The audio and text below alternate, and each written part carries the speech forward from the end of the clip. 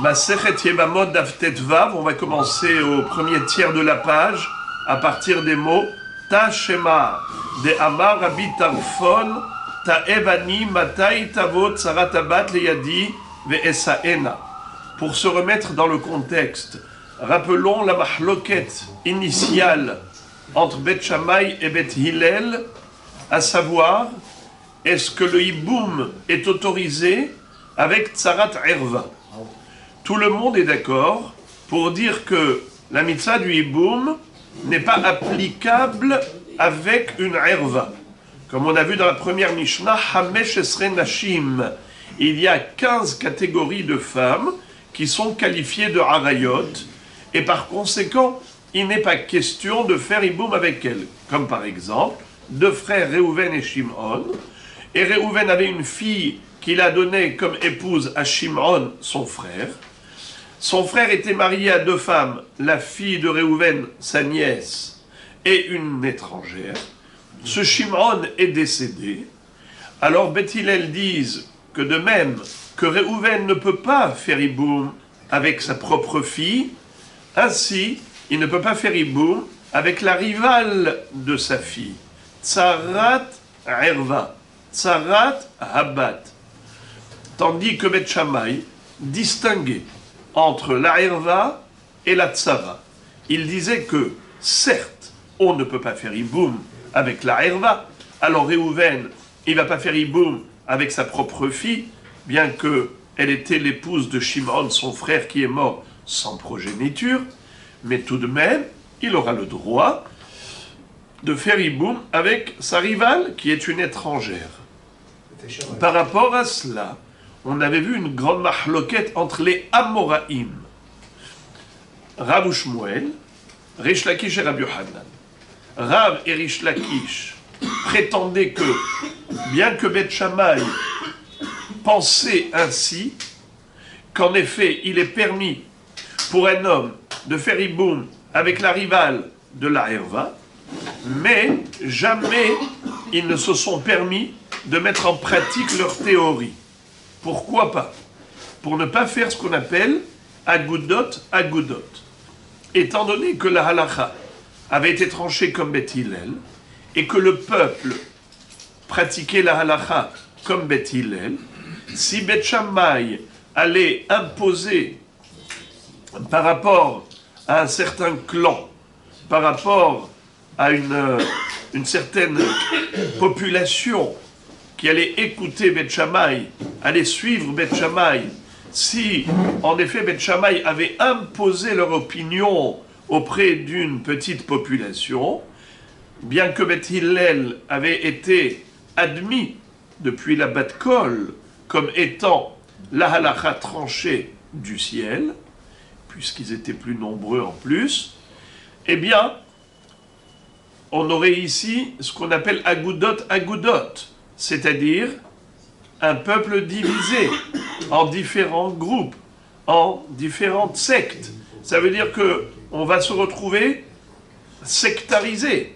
Il y a des agudot et des agudot, des clans. Alors la Torah, elle doit être une seule pour tous, et non pas kishte Torot, comme on l'apprend du pasuk, lotit godedu, on l'a déjà vu, lotarasu agudot. Mais justement, le débat, c'était à savoir, est-ce que Beth Shammai, dans son propre cercle, même si il n'a pas enseigné cela au peuple, parce que le peuple faisait comme Beth Hillel, mais dans son propre cercle, est-ce qu'il a agi selon sa propre opinion, ou bien est-ce qu'il s'est résigné à la chita de Beth Hillel? Et on verra que cette question, elle est générale, pas uniquement par rapport à Tsarat Erva. On verra que même par rapport à d'autres halachot, la question se pose, à savoir, est-ce que Beth Shammai se sont résignés, et donc ils ont appliqué la halacha comme Beth Hillel, ou bien, au moins dans leur propre cercle, ils agissaient selon leur halacha à eux. Alors, qu'est-ce qu'on avait vu à ce propos?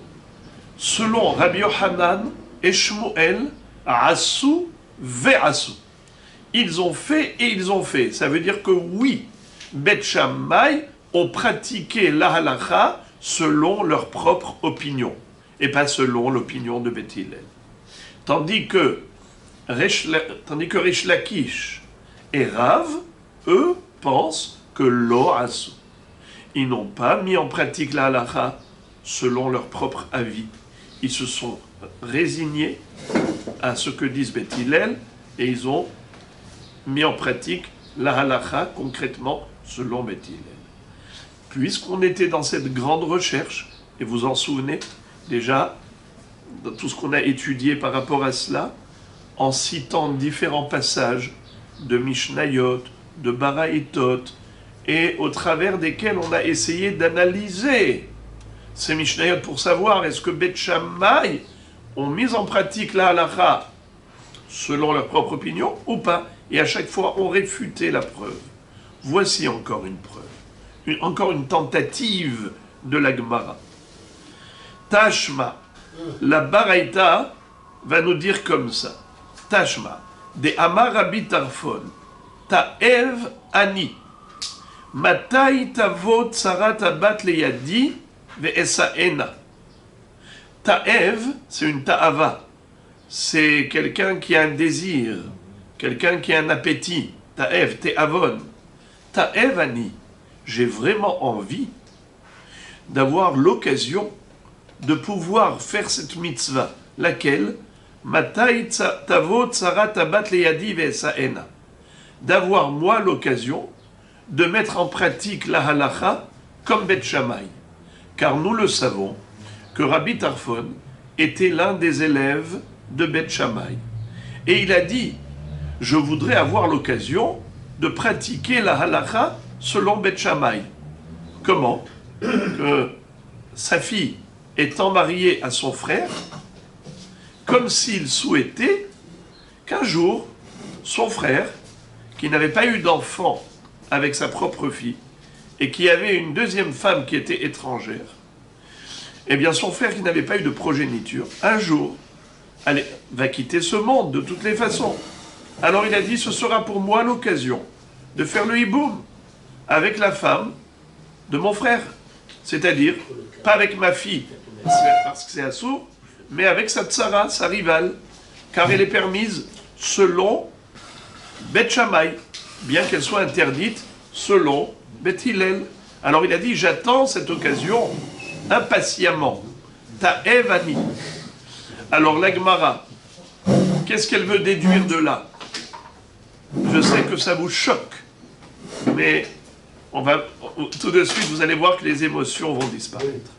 La Gemara dit, tu vois que, en effet, Rabbi Tarfon, appartenant à l'école de Bet Shammai, a dit que il voulait avoir l'occasion de pratiquer la halakha selon Bet Shammai et faire hiboum avec tsarat erva, chose interdite gravement par Bet Hillel, sous peine de karet.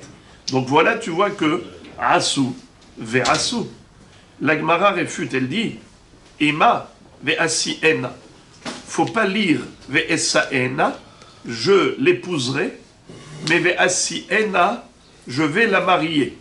C'est-à-dire que, au contraire, bien au contraire. Il a dit, si jamais j'ai l'occasion d'avoir un hiboum avec une tsarat erva, moi je ne veux pas faire comme Bet Shammai, bien que j'appartienne à l'école de Bet Shammai. Mais étant donné que la halakha a été tranchée comme Bet Hillel, et c'est la halakha répandue au sein du peuple, moi je ne vais pas créer de fracture sociale, je ne vais pas créer de scission au sein du peuple, et je ne vais pas faire comme Bet Shammai. Au contraire, je vais la marier à un étranger, Asiena. Non pas Esaena, je vais l'épouser, mais Asiena, je la donnerai au mariage à un étranger, même sans halitza. Car vous le savez, que selon Bet Shammai, si le Yabam ne veut pas faire le hiboum, avec Tsarat Abat, qu'est-ce qu'il faut faire? Selon eux, évidemment, halitza. Car il y a deux alternatives, soit hiboum, soit halitza. Pour Bet Shammai, cette femme ne pourra pas se remarier avec un étranger tant qu'elle n'a pas fait Halitza. Mais Beth Hillel, que disent-ils? Qu'elle n'a même pas besoin de Halitza pour se marier avec un étranger, vu qu'elle n'est pas soumise à la mitzvah du Hiboum. Donc elle est de facto libérée à la mort de son mari, puisqu'elle est Tsarat Erva, selon Beth Hillel. Alors Rabbi Tarfon, justement, ce qu'il disait, il disait, j'ai bien envie d'avoir l'occasion de démontrer que l'halakha elle est comme Beth Hillel, bien que j'appartienne à l'école de Beth Shammai. Donc, je marierai, c'est-à-dire j'organiserai un shidur et je vais marier et je vais être le rabbin de la choupa de cette Yemama. Je vais faire la choupa avec quelqu'un d'autre et sans exiger Halitza, pour dire que l'halakha elle est comme Beth Hillel et pas comme Beth Shammai. Vois-tu donc qu'ils n'ont pas fait comme ils le pensaient. Certes, Rabbi Tarfon était de Beth Shammai, et pourtant, il n'a pas fait comme Beth Shammai. Il a dit au contraire, j'attends l'occasion de montrer que la halakha est comme Beth Hillel, Asiena. Très bien. La Gemara dit, Veha ta'evani ka'amar. La Gemara dit, dans ce cas-là, je ne comprends pas quel est le ridouche. Boker Tov. Il a dit, ta'evani, j'ai bien envie de montrer que, mais quoi? Mais c'est normal. Si la halakha elle est répandue comme Beth Hillel, quel est le chidouche qu'il a voulu mettre en relief? De dire quoi? Qu'elle peut se marier avec quelqu'un d'autre sans Halitza, bien que Beth Shammai l'exige la Halitza, mais il n'y a rien de nouveau parce que le peuple, de toutes les façons, il suit l'opinion de Beth Hillel. Alors, quel est le chidouche? Le peuple, lui, suit l'opinion de Beth Hillel. Alors, Assi Ena, c'est normal que tu vas la marier sans Halitza. Car c'est pas ton cercle, c'est le peuple. Et le peuple fait comme Beth Hillel. Où est le chidouche? Le chidouche est le suivant. Les Apouké Mide Rabbi Yochanan ben Nouri. Rabbi Tarfon a dit, je voudrais avoir l'occasion d'exclure l'opinion de Rabbi Yochanan ben Nouri. Vous vous en souvenez? On l'a étudié hier. À savoir que Rabbi Yochanan ben Nouri a voulu établir un compromis entre Beth Shammai et Beth Hillel. Il a dit, on ne va pas être mekil comme Beth Shammai, mais on va pas faire non plus une kula comme Beth Hillel. C'est quoi la kula de Beth Shammai et c'est quoi la kula de Beth Hillel à propos de Tsarat Erva? La kula de Beth Shammai, c'est qu'ils autorisent la Tsarat Erva à se marier, à faire Iboum avec son beau-frère, alors que d'après Beth Hillel, elle est Hayevet Karet. Le Yabam qui va avec sa belle-sœur, en tant que Tsarat Erva, il est Hayav Karet. Beth Shammai l'autorise. C'est une kula. Beth Hillel, d'autre part, qu'est-ce qu'ils disent? Cette fille, cette femme, elle est libre de facto. Elle est veuve, elle peut aller se remarier avec n'importe qui, car elle n'a pas le devoir de hiboum. Donc inutile de faire Halitza. Alors que pour Beth Shammai, elle n'a pas le droit d'aller se marier avec quelqu'un d'autre sans Halitza. Beth Shammai exige la Halitza. Beth Hillel disent, ce n'est pas la peine. Donc Beth Hillel mekil. Beth Shammai mekil. Chacun par rapport à son issour. Rabbi Yochanan ben Nouri a dit, moi je vais être mahmir entre les deux. Je vais être mahmir, comme Beth Hillel, je ne vais pas la laisser faire hiboum. Mais d'autre part, je vais être mahmir comme Beth Shammai, je ne la laisserai pas aller se remarier avec quelqu'un d'autre sans Halitza.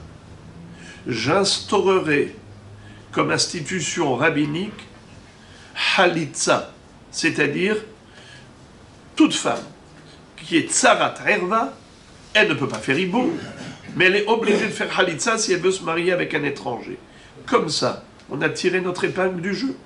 Ni on a été mekil comme Beth Shammai qui autorise le hiboum avec Tsarat Erva, ni on a été mekil comme Beth Hillel qui autorise à cette femme d'aller se remarier avec un étranger. On a trouvé une excellente échappatoire. On a tiré notre épingle du jeu par rapport à la grande mahloket Beth Shammai et Beth Hillel. Voilà comment on fait. Halitza. Rabbi Tarfon a dit, moi je ne veux pas de ça. Parce que, cher Rabbi Yochanan ben Nouri, quand tu exiges Halitza, ça veut dire que tu donnes en quelque sorte raison à Bet Shammai. Ça veut dire que tu prends en considération l'opinion de Bet Shammai. Non! Akadosh Baruch Hu a tranché au travers de la Bat-Kol en disant Halacha ke Bet Hillel. Et Bet Hillel sont Rabim. Ahare Rabim Latot. Et puisque du ciel on l'a tranché, Bet Shammai bimkom Bet Hillel ena Mishnah. Et je ne veux pas de Humrot, même pas en tant que Humra, comme Bet Shammai.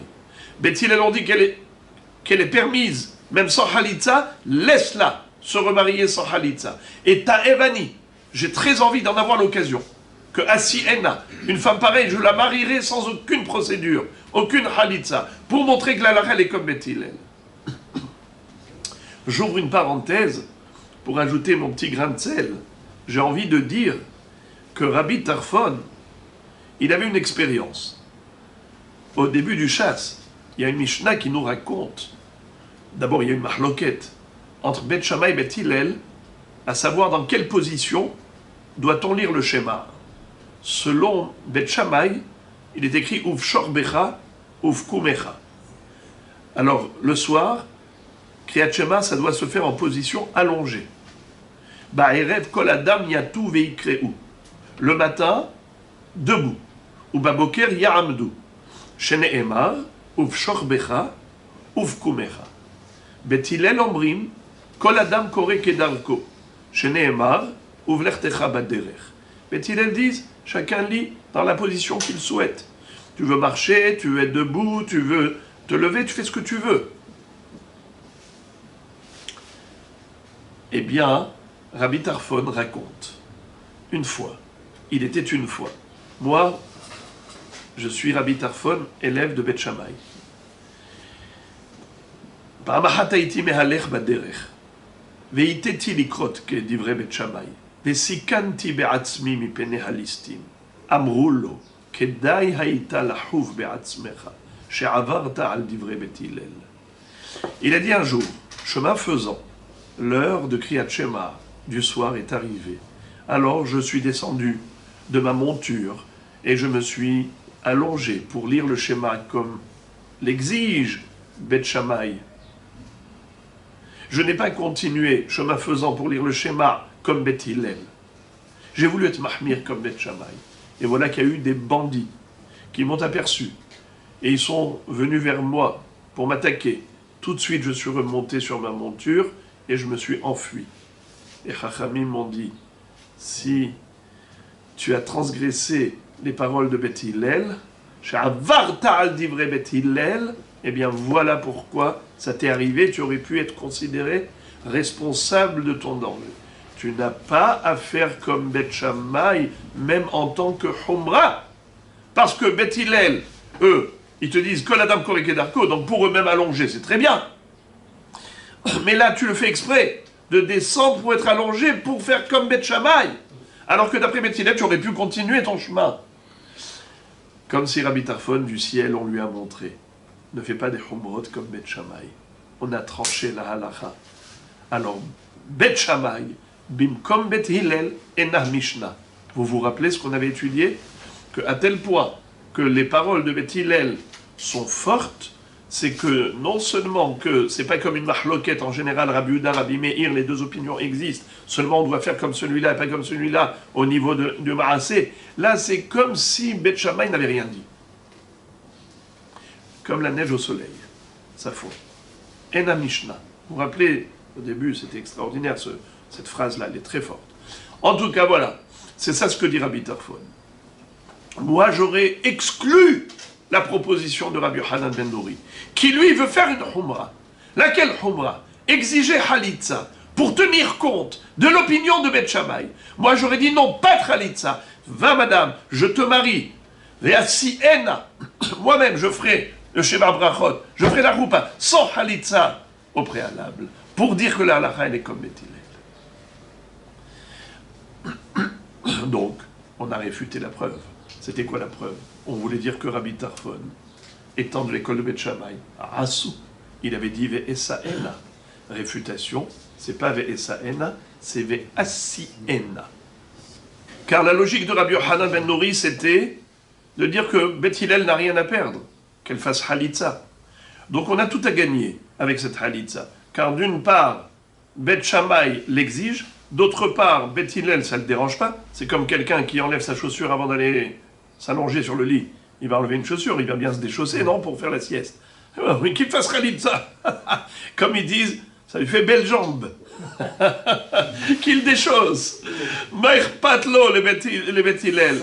Donc à toi, Beth Hillel, ça ne te dérange pas qu'on fasse une Halitza, et ça arrange Beth Shammai. Tant qu'à faire, vas-y, pourquoi pas? Alors c'était ça la logique de Rabbi Yochanan ben Nouri. Et malgré tout, Rabbi Tarfon dit, bien que pour Beth Hillel, ça ne les dérange pas que tu fasses Halitza, mais après tout, ça va montrer au peuple que tu remets en cause le Psak Halakha de Beth Hillel. Et ça, pas question. Ta Shema, Maase Bebito Shel Rabban Gamliel, Shaita Nesu'a le Abba Ahiv, Umet Belo Banim. La Baraïta nous raconte encore une histoire pour tenter de déduire que Beth Shammai Asou. Et comme on l'a fait précédemment, on l'a réfuté. Alors venez, on va voir. Maase Bebito shel Rabban Gamliel, Shaita Nesu'a le Abba Ahiv, Umet Belo Banim. Rabban Gamliel avait un frère. Il s'appelait Abba. Il lui a donné comme épouse sa propre fille. Et qu'est-ce qui s'est passé? Eh bien,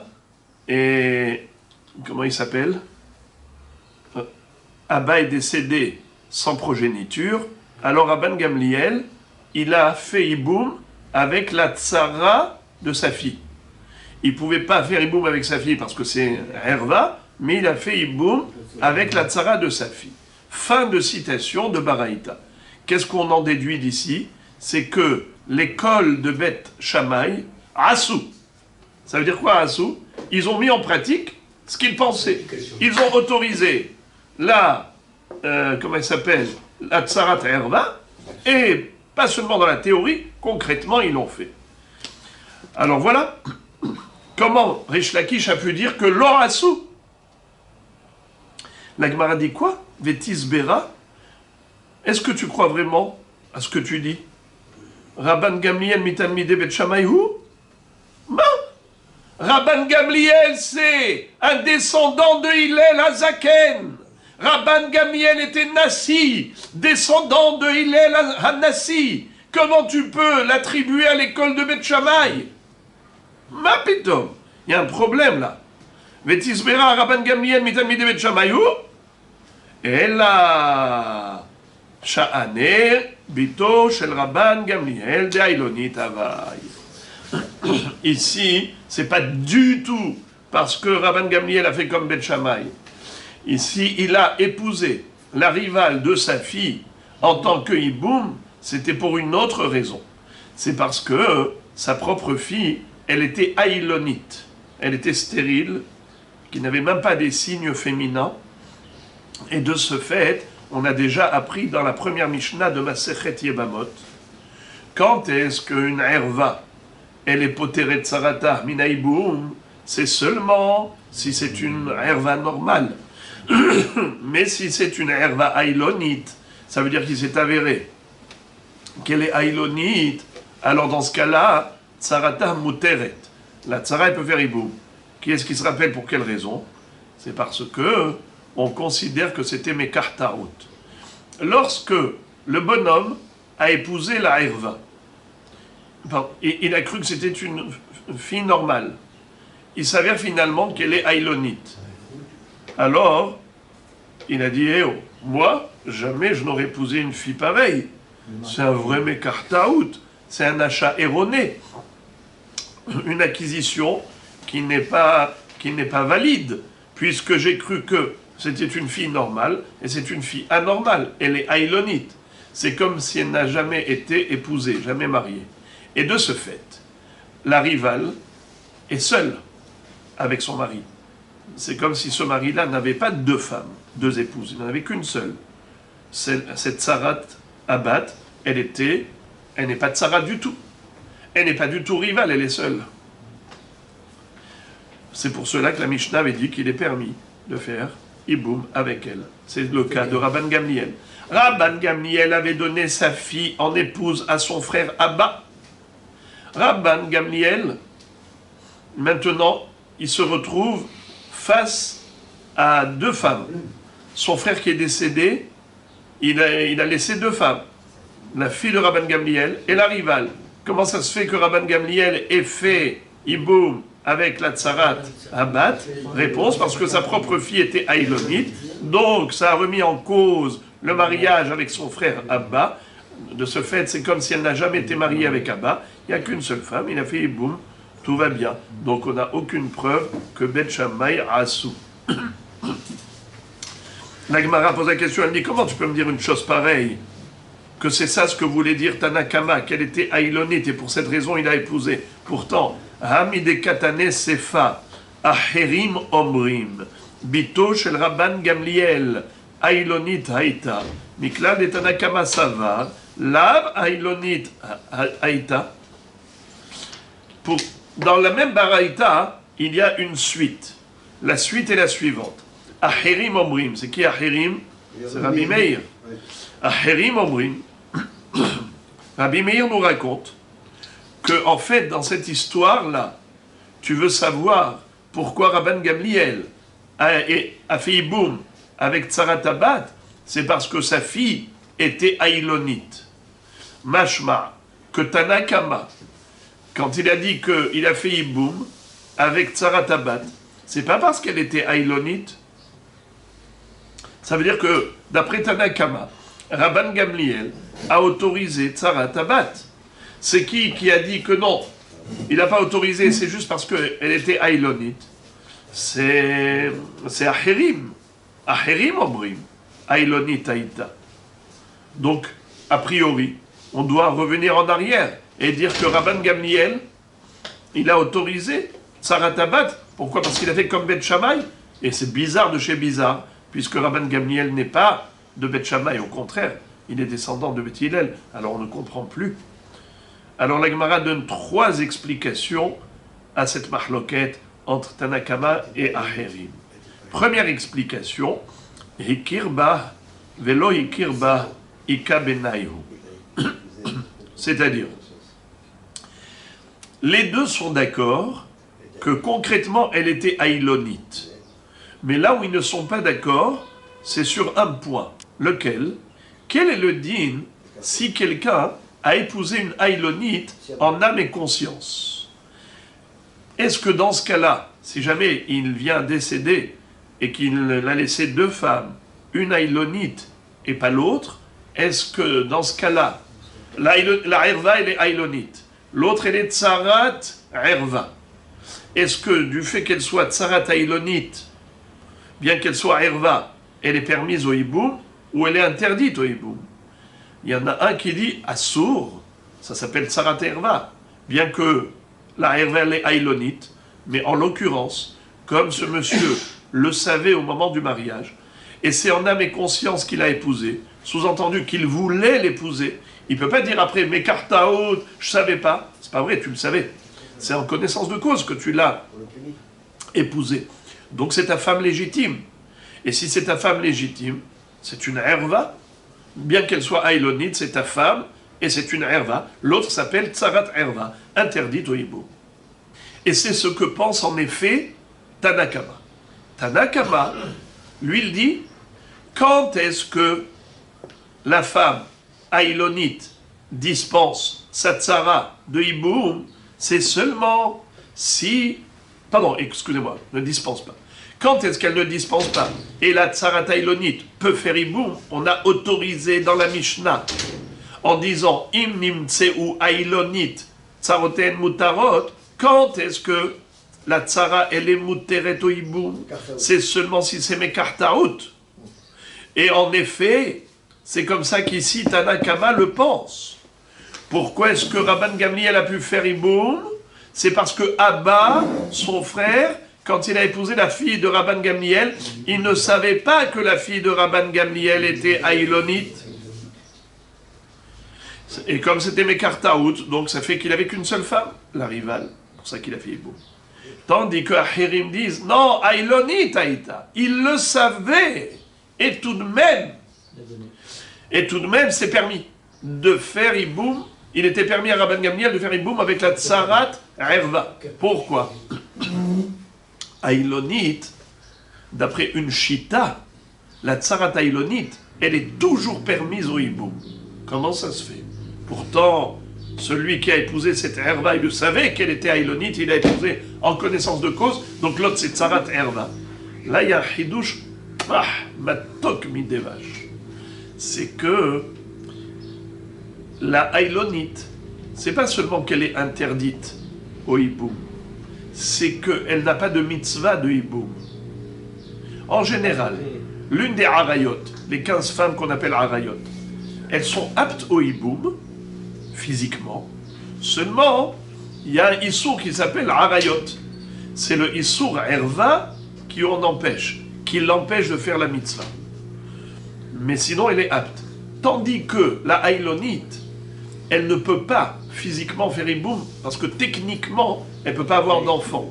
Et elle ne répond pas aux critères de la mitzvah de Hiboum, qui est Vehaya habechor asher teled. Il faut qu'elle puisse donner naissance à un bébé.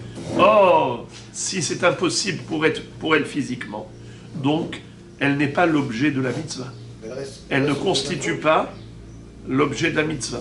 Et de ce fait, comme il n'y a pas de mitzvah, automatiquement il y a une avera.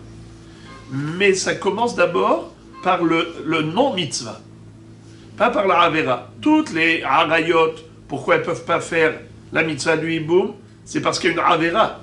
Ils sont karet, c'est erva. Mais la aïlonite, c'est pas seulement qu'il y a une avera parce qu'elle est erva, c'est que bichlal, il n'y a pas de mitzvah. Alors, quand est-ce qu'on dit que tsarat erva ptura mina hiboum? C'est lorsque la erva elle-même, pourquoi tu ne pouvais pas faire hiboum? À cause de la avera. Alors, puisqu'elle est dispensée à cause de la avera, même la tsarat erva est dispensée. Mais lorsque la dispense de la erva n'est pas relative à une halacha de harayot, elle est relative au fait que techniquement c'est impossible. Il n'y a pas de mitzvah. C'est quoi la mitzvah? La ledette, asher teled, elle ne peut pas, elle est aïlonite. Alors il n'y a pas de mitzvah. Puisqu'il n'y a pas de mitzvah, elle n'est pas concernée du tout par la mitzvah.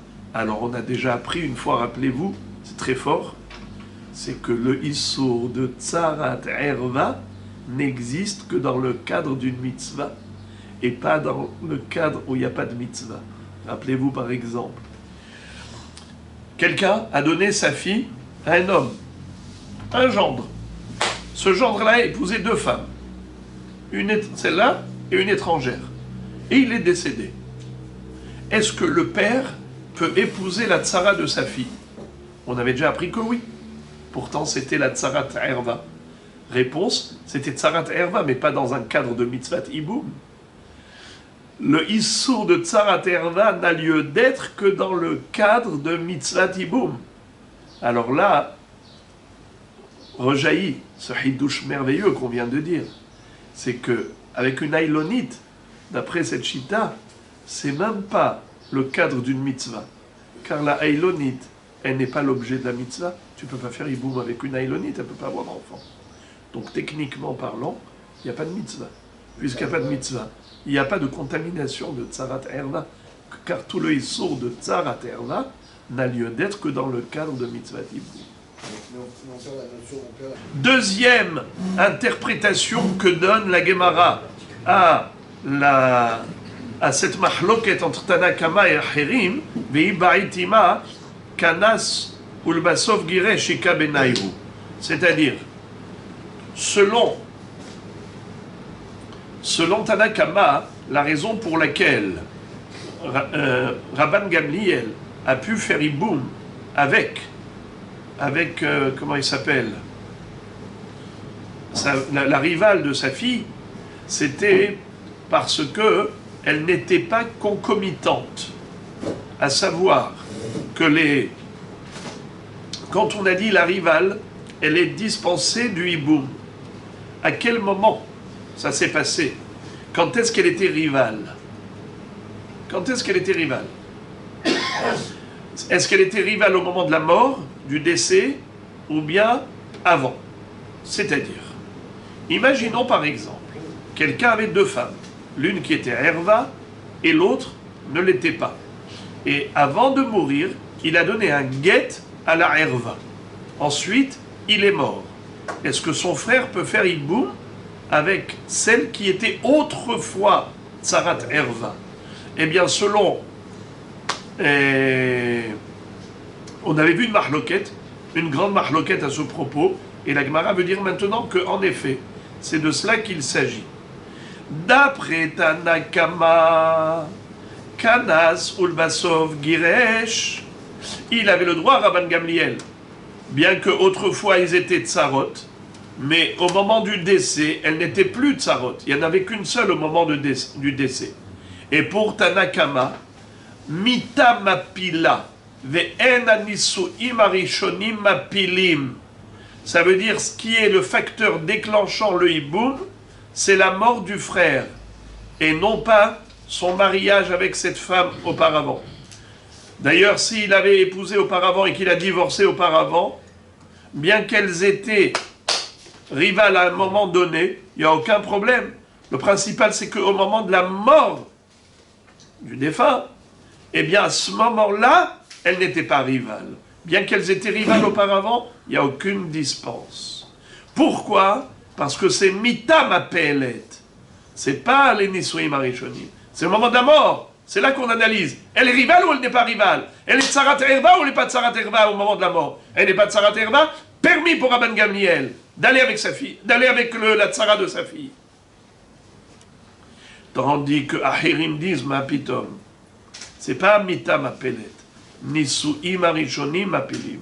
Si à un moment donné, elles étaient rivales, même si au moment de la mort, elles ne le sont plus, parce qu'il a divorcé avant la mort de la Herva, assour pour le Yabam de faire Iboum avec la Tsara. Pourquoi? Bien qu'au moment de la mort, elle n'est plus Tsara, mais elle l'était autrefois Tsara, elles étaient concomitantes. Elles étaient toutes les deux, ensemble, comme rivales, mariées à ce frère. Eh bien, c'est assour, même s'il a donné le guet auparavant. Alors, juste, j'ouvre une parenthèse parce que vous êtes étonnés. Pourtant, dans la Mishnah, on a vu Kulam shemetu nidgarshu mianu oshenim tseu ailonit tsaroteen mutarot. Vous êtes très étonnés. Vous avez raison de vous étonner. Mais on a déjà vu la réponse à cette question. Que d'après celui qui dit que nisuim arishonim mapilim, et si elles étaient rivales à un moment donné, concomitamment, eh bien, la tsarat herva est dispensée ad vitam aeternam du hiboum. Il explique la Mishnah que Giresh ou le Basov Kanas. Pas Kanas ou le Basov Giresh. La Mishnah parle d'un cas où elles n'étaient pas concomitamment rivales. C'est ça ce que dit la Mishnah. D'abord, il a épousé la Herva, il a divorcé, ensuite il a épousé la rivale. Dans ce cas-là, il peut faire Iboum avec la rivale. Mais si à un moment donné elles étaient ensemble, Kanas ou Basov Giresh, alors même si après il a divorcé de la Herva, et ensuite il est mort, il ne pourra pas faire Iboum, le frère ne pourra pas faire Iboum avec cette femme. Pourquoi? Parce qu'il était autrefois Tsarat Herva. Donc c'est ça la mahloket entre Tanakama et Ahirim. Selon Tanakama, la raison pour laquelle Rabban Gamliel a pu épouser la Tsara de sa fille, bien qu'elles étaient autrefois ensemble des rivales, mariés ensemble comme rivales, malgré tout, puisque son frère avait divorcé de sa fille, Kana Sulbasov Giresh, au moment de la mort, Rabban Gamliel n'a trouvé qu'une seule femme, la femme étrangère, donc il a fait Iboum avec elle. Ce n'est pas une Tsarat Herva. Tandis que Ahirim disent, non, même si au moment de la mort il n'y avait qu'une seule femme, il n'avait pas le droit de faire Iboum avec elle, parce que c'est Nisuim Arishonim Apilim. Alors comment se fait-il que Rabban Gamliel a fait Iboum avec la Tsara de sa fille?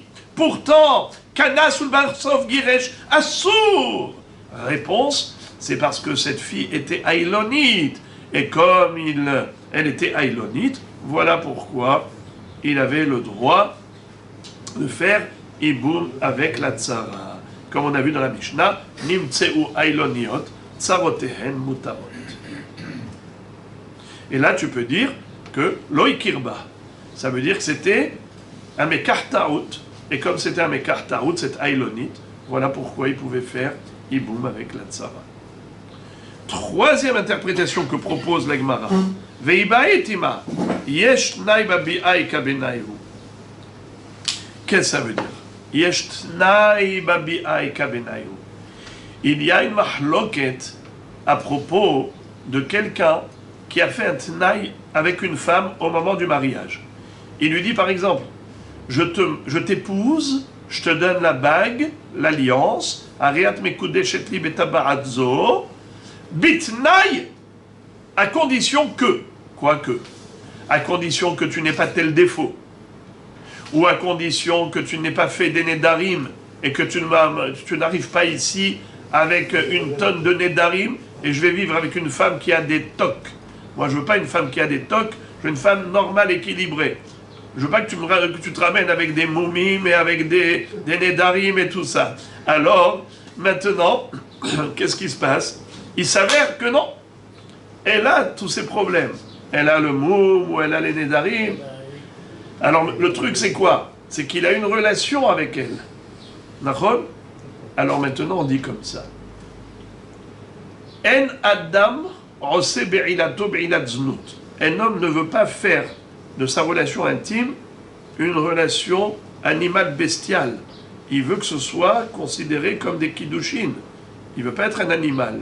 Et de ce fait, on lui dit, monsieur, si tu considères que c'est mekartaout, parce que toi tu avais émis une volonté, tu as exprimé une condition, si pour toi c'est une condition sine qua non, ça veut dire que ça remet en cause rétroactivement ta bia, parce que toi tu l'as épousée sous condition, elle ne répond pas à la condition, donc ta bia n'en est pas une, les kiddushin ne sont pas valides.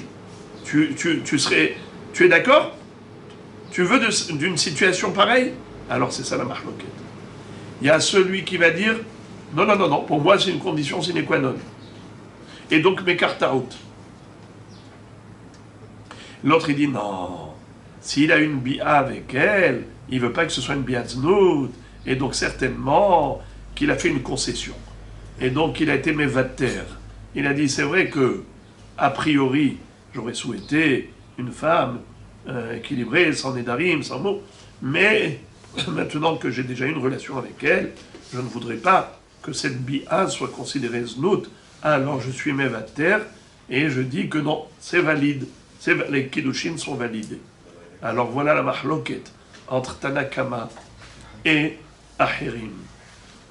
Tanakama dit que la fille de Rabban Gamliel, quand Abba, son frère, l'avait épousée, il lui avait dit attention, je ne veux pas qu'il y ait tel moum ou tel nedarim. Et finalement, elle est arrivée avec ces nedarim, par exemple.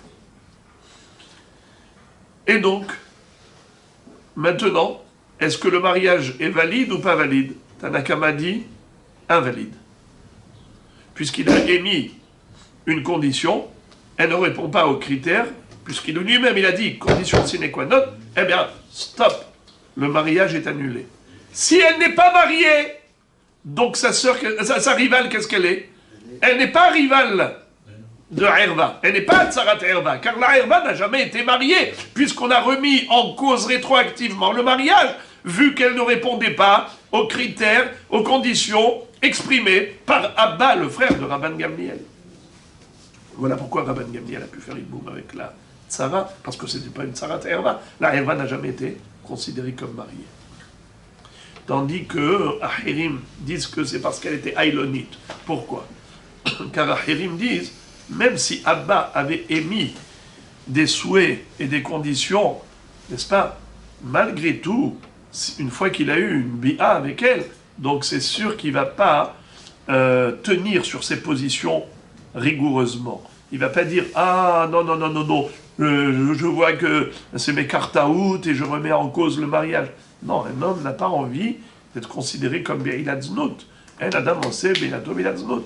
Et de ce fait, on dit que, a posteriori, il renonce à son premier souhait, et de ce fait, elle est, oui, considérée comme mariée légitimement. Alors, dans ce cas-là, comment se fait-il que Rabban Gamliel ait fait hiboum avec la tzara de sa fille? Réponse, sa fille était aïlonite. Pour Ahérim, la raison de l'autorisation du hiboum de Rabban Gamliel avec la tzara de sa fille, c'est parce que sa fille, elle était aïlonite. Et donc, comme son frère ne le savait pas au moment du mariage, ça c'est sûr qu'un homme qui a découvert le poteau rose, qui a découvert que sa femme ne peut pas avoir d'enfant parce qu'elle n'a même pas les simanim féminins, dans ce cas-là, ça c'est un vrai mekartaout qui remet en cause les kiddushin, et par conséquent, la tzara n'est pas tzarat erva. Donc, la Gemara nous a présenté tout un éventail d'explications, 3 hypothèses, 3 interprétations possibles pour comprendre la mahloket entre Tanakama et Ahérim, dont chacun d'entre eux a tenté d'expliquer et de justifier le comportement de Rabban Gamliel. Rabban Gamliel n'était pas de Beth Shammai, comme on a cru au début, démontré par là que Beth Shammai, Assou, Ve'assou. Qu'est-ce que tu as dit? Tu vois Rabban Gamliel, il a fait hiboum avec la Tzarat Abat, Tzarat Erva. Ça veut dire que quoi? Que Beth Shammai Assou. Il m'a dit, mais n'importe quoi. Rabban Gamliel n'est pas de Beth Shammai, Rabban Gamliel il est descendant de Hillel Azaken. Alors comment tu peux comprendre qu'il a fait hiboum? 3 possibilités.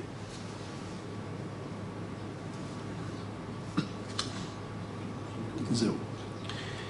Ok, alors maintenant qu'on a réfuté la preuve, on continue encore d'essayer de démontrer est-ce que Beth Shammai a Assou. Mais là, Rabotai, on va sortir du sujet de hiboum, on va aller se balader dans le chasse, on va se promener dans différentes mahloktot de Beth Shammai et Beth Hillel, et à chaque fois on va voir est-ce que Beth Shammai ont appliqué leurs règles, est-ce qu'ils ont mis en pratique leur halakha, leur opinion, ou bien est-ce qu'ils se sont résignés pour ne pas fracturer le peuple, pour pas qu'il y ait des fractures sociales. Voilà encore une question. Métiv Rav Meshar Sheya. Rav Meshar Sheya va objecter en disant Rish Lakish, comment tu peux dire lo asou? Voilà une preuve que asou.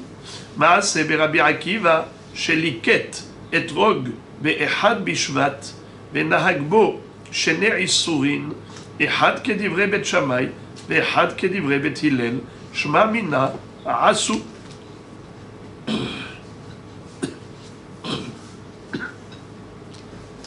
Rabbi Akiva, un jour, il a cueilli un etrog. Quel jour c'était? C'était Rosh Chodesh Shevat. Et qu'est-ce qu'il a fait? Il a prélevé 2 maaser. Maaser Sheni et maaser Ani. Alors pour comprendre le sujet, expliquons un peu. Quelques introductions. Première, c'est que vous le savez, que l'agriculture n'est permise que d'une shemitah à l'autre. Pendant la shemitah, on n'a pas le droit de cultiver la terre et on doit même abandonner les fruits. Étant donné qu'on abandonne les fruits pendant la shemitah, les fruits hefker ne sont pas soumis à la mitzvah des prélèvements. Car tous les fruits d'Eretz Israël sont kadosh, on doit prélever la terouma et le maaser. Mais pendant la shemitah, puisque les fruits sont hefker, deganecha velo hefker, digunecha, de ce fait, Maasar deganecha, tiroshecha, vitzharecha, si ce n'est pas à toi, il n'y a pas de prélèvement à effectuer. Et donc, puisque pendant la Shemitah, les fruits ne sont plus à nous, on les abandonne, donc il n'y a pas de prélèvement à effectuer. Ni pour le propriétaire, ni pour celui qui cueille. Très bien. Or, pendant les 6 années agricoles d'une Shemitah à l'autre, il faut prélever la Trouma et le Maaser. Quels sont les prélèvements à effectuer? On connaît la règle. Aveda, go. C'est le mnémotechnique. Aveda, go. Aveda, c'est Aleph, Bet, Dalet, He, Gimel, Vav. On a, dans ces 6 années agricoles, deux séries de 3. 1, 2, 3, 4, 5, 6. ces 2 cycles de 3 ans, ils sont répartis ainsi. Première et deuxième année, on doit prélever Teruma, Maaser Rishon et Maaser Sheni. Tandis que la troisième année, Teruma, Maaser Rishon, Maaser Ani. Le Maaser Ani au lieu de Maaser Sheni. Qu'est-ce que c'est que Maaser Sheni? Maaser Rishon d'abord. La Teruma, on donne au Kohen. Le Maaser Rishon au Lévi. Maaser Sheni, ce sont les fruits qu'on doit apporter à Yerushalayim et les manger là-bas, Kdusha. Ce sont des fruits kadosh, manger à Yerushalayim. Tandis que la troisième année, qui remplace le Maaser Sheni, c'est le Maaser Ani. Au lieu de monter les fruits à Jérusalem pour les manger Kdusha, on les donne aux pauvres. Très bien. Alors répétons. 1, 2, 3. Les 2 premières années, c'est Maaser Rishon, Maaser Sheni. Troisième année, Maaser Rishon, Maaser Ani. Et c'est pareil pour la 4e, 5e et 6e. 4e et 5e, c'est comme 1 et 2. Première et deuxième année. C'est-à-dire Maaser Rishon et Maaser Sheni. 6e année, c'est comme la 3e. Maaser Ani au lieu de Maaser Sheni. C'est pour ça que j'ai dit Aveda, Go. Aveda, c'est Aleph, Bet. Aleph, Bet, c'est première et deuxième année. Dalet, He, 4e et 5e année, c'est Maaser Sheni. Go, c'est Maaser Ani. Go, c'est Gimel, 3e année. Vav, 6e année, c'est Maaser Ani au lieu de Maaser Sheni. Voici l'introduction. Maintenant, il y a une halakha qui consiste à dire que les arbres, c'est quand la délimitation de l'année, pour dire on est dans la 2e année ou on est dans la 3e année. Alors c'est Tu Bishvat. Tu Bishvat Igiya. Rosh Hashanah la Ilanot. Où est-ce que c'est écrit? Dans Masechet Rosh Hashanah, la première Mishnah. Tu Bishvat, Rosh Hashanah la Ilanot. C'est quoi Rosh Hashanah la Ilanot? Ça veut dire que ça démarre une nouvelle année.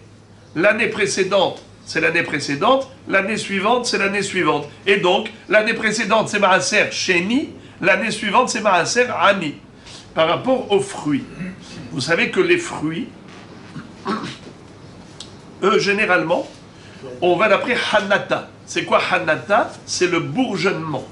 Lorsque la fleur tombe et que le bourgeon apparaît, ça s'appelle Hanata. Quand est-ce qu'il y a eu le bourgeonnement? La Hanata, avant Tu Bishvat ou après Tu Bishvat? Si c'est avant Tu Bishvat, ce sera des fruits desquels il faudra prélever Maaser Sheni. Si c'est après Tu Bishvat, on a des fruits de Maaser Ani, puisqu'on est dans la 3e année déjà. N'est-ce pas? Vous avez compris que je parle d'un Tu Bishvat de la 3e année. Les frères et les amis, écoutez bien. Bet Shammai ne sont pas d'accord. Ils disent, ce qui délimite la nouvelle année, c'est Rosh Chodesh Shevat. Rosh Chodesh Shevat, 15 jours avant Tu Bishvat. Donc, d'après Bet Shammai, c'est quand Rosh Hashanah la Ilanot, c'est Rosh Chodesh Shevat. D'après Bet Hillel, c'est Tu Bishvat, le 15 Shevat. Encore une dernière introduction.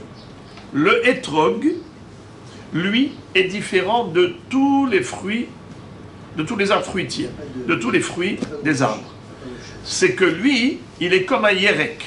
C'est quoi Yerek? Yerakot, les légumes. Les légumes, quand on dit l'année suivante, l'année précédente, Maaser Sheni, l'année suivante, Maaser Ani, c'est quoi qui délimite? C'est-à-dire, qu'est-ce qui fait que ça s'appelle que ce sont des légumes l'année dernière ou des légumes l'année suivante? C'est pas le bourgeonnement. La date. Ce n'est pas le bourgeonnement, c'est la cueillette. En hébreu, l'ekita. L'ekita. C'est pas la hanata, bourgeonnement, c'est la lekita, la cueillette. Au niveau des légumes, c'est la cueillette. Alors le hétrog, étrangement, étonnamment, il n'est pas comme tous les fruits des arbres qui dépendent du bourgeonnement, il est comme les légumes qui dépendent de la cueillette. Alors, d'une part, c'est comme les arbres, c'est-à-dire Tou Bishvat ou Rosh Chodesh Shevat, Machloket Bet Shammai Bet Hillel, c'est pas comme les Yerakot, Rosh Chodesh Tishri, c'est Tou Bishvat.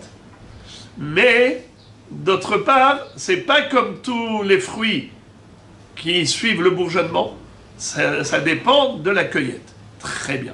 Une fois qu'on a toutes ces introductions, relisons le texte. Rabbi Akiva, Maaseh Berabbi Akiva. Il était une fois un Maaseh avec Rabbi Akiva. Sheliket etrog be'ehad bishvat. Il avait cueilli un etrog, c'était Rosh Chodesh Shevat. Venahagbo shene isurin. Et il a appliqué deux Maaser, c'est-à-dire Ehad kedivre Bet Shammai, ve'ehad kedivre Bet Hillel. Un Maaser selon Bet Shammai et un Maaser selon Bet Hillel. Ça veut dire quoi? Il a prélevé de ce etrog Maaser Sheni et Maaser Ani. Ça veut dire, lui il a cueilli Rabotai, quand? Rosh Chodesh Shevat. Rosh Chodesh Shevat, on est déjà dans la nouvelle année selon qui? Selon Bet Shammai. Mais on n'est pas encore dans la nouvelle année selon Bet Hillel. Alors selon Bet Hillel, qu'est-ce qu'on doit prélever de ce etrog? Maaser Sheni, car on est encore dans l'année dernière, l'année précédente. Et d'après Bet Hillel, d'après Bet Shammai, on a déjà démarré la nouvelle année, puisque Rosh Chodesh Shevat, c'est Rosh Hashanah, la Ilanot. Donc il doit prélever Maaser Ani. Qu'est-ce qu'a fait Rabbi Akiva? Il a été Mahmir, et donc il a prélevé les deux Isurim, Maaser Sheni, selon Bet Hillel, qui disent que Rosh Chodesh Shevat, ce n'est pas encore Rosh Hashanah la Ilanot, il faut attendre tout Bishvat, 15 jours plus tard. Donc Maaser Sheni. Mais peut-être que la halakha est comme Bet Shammai, et donc.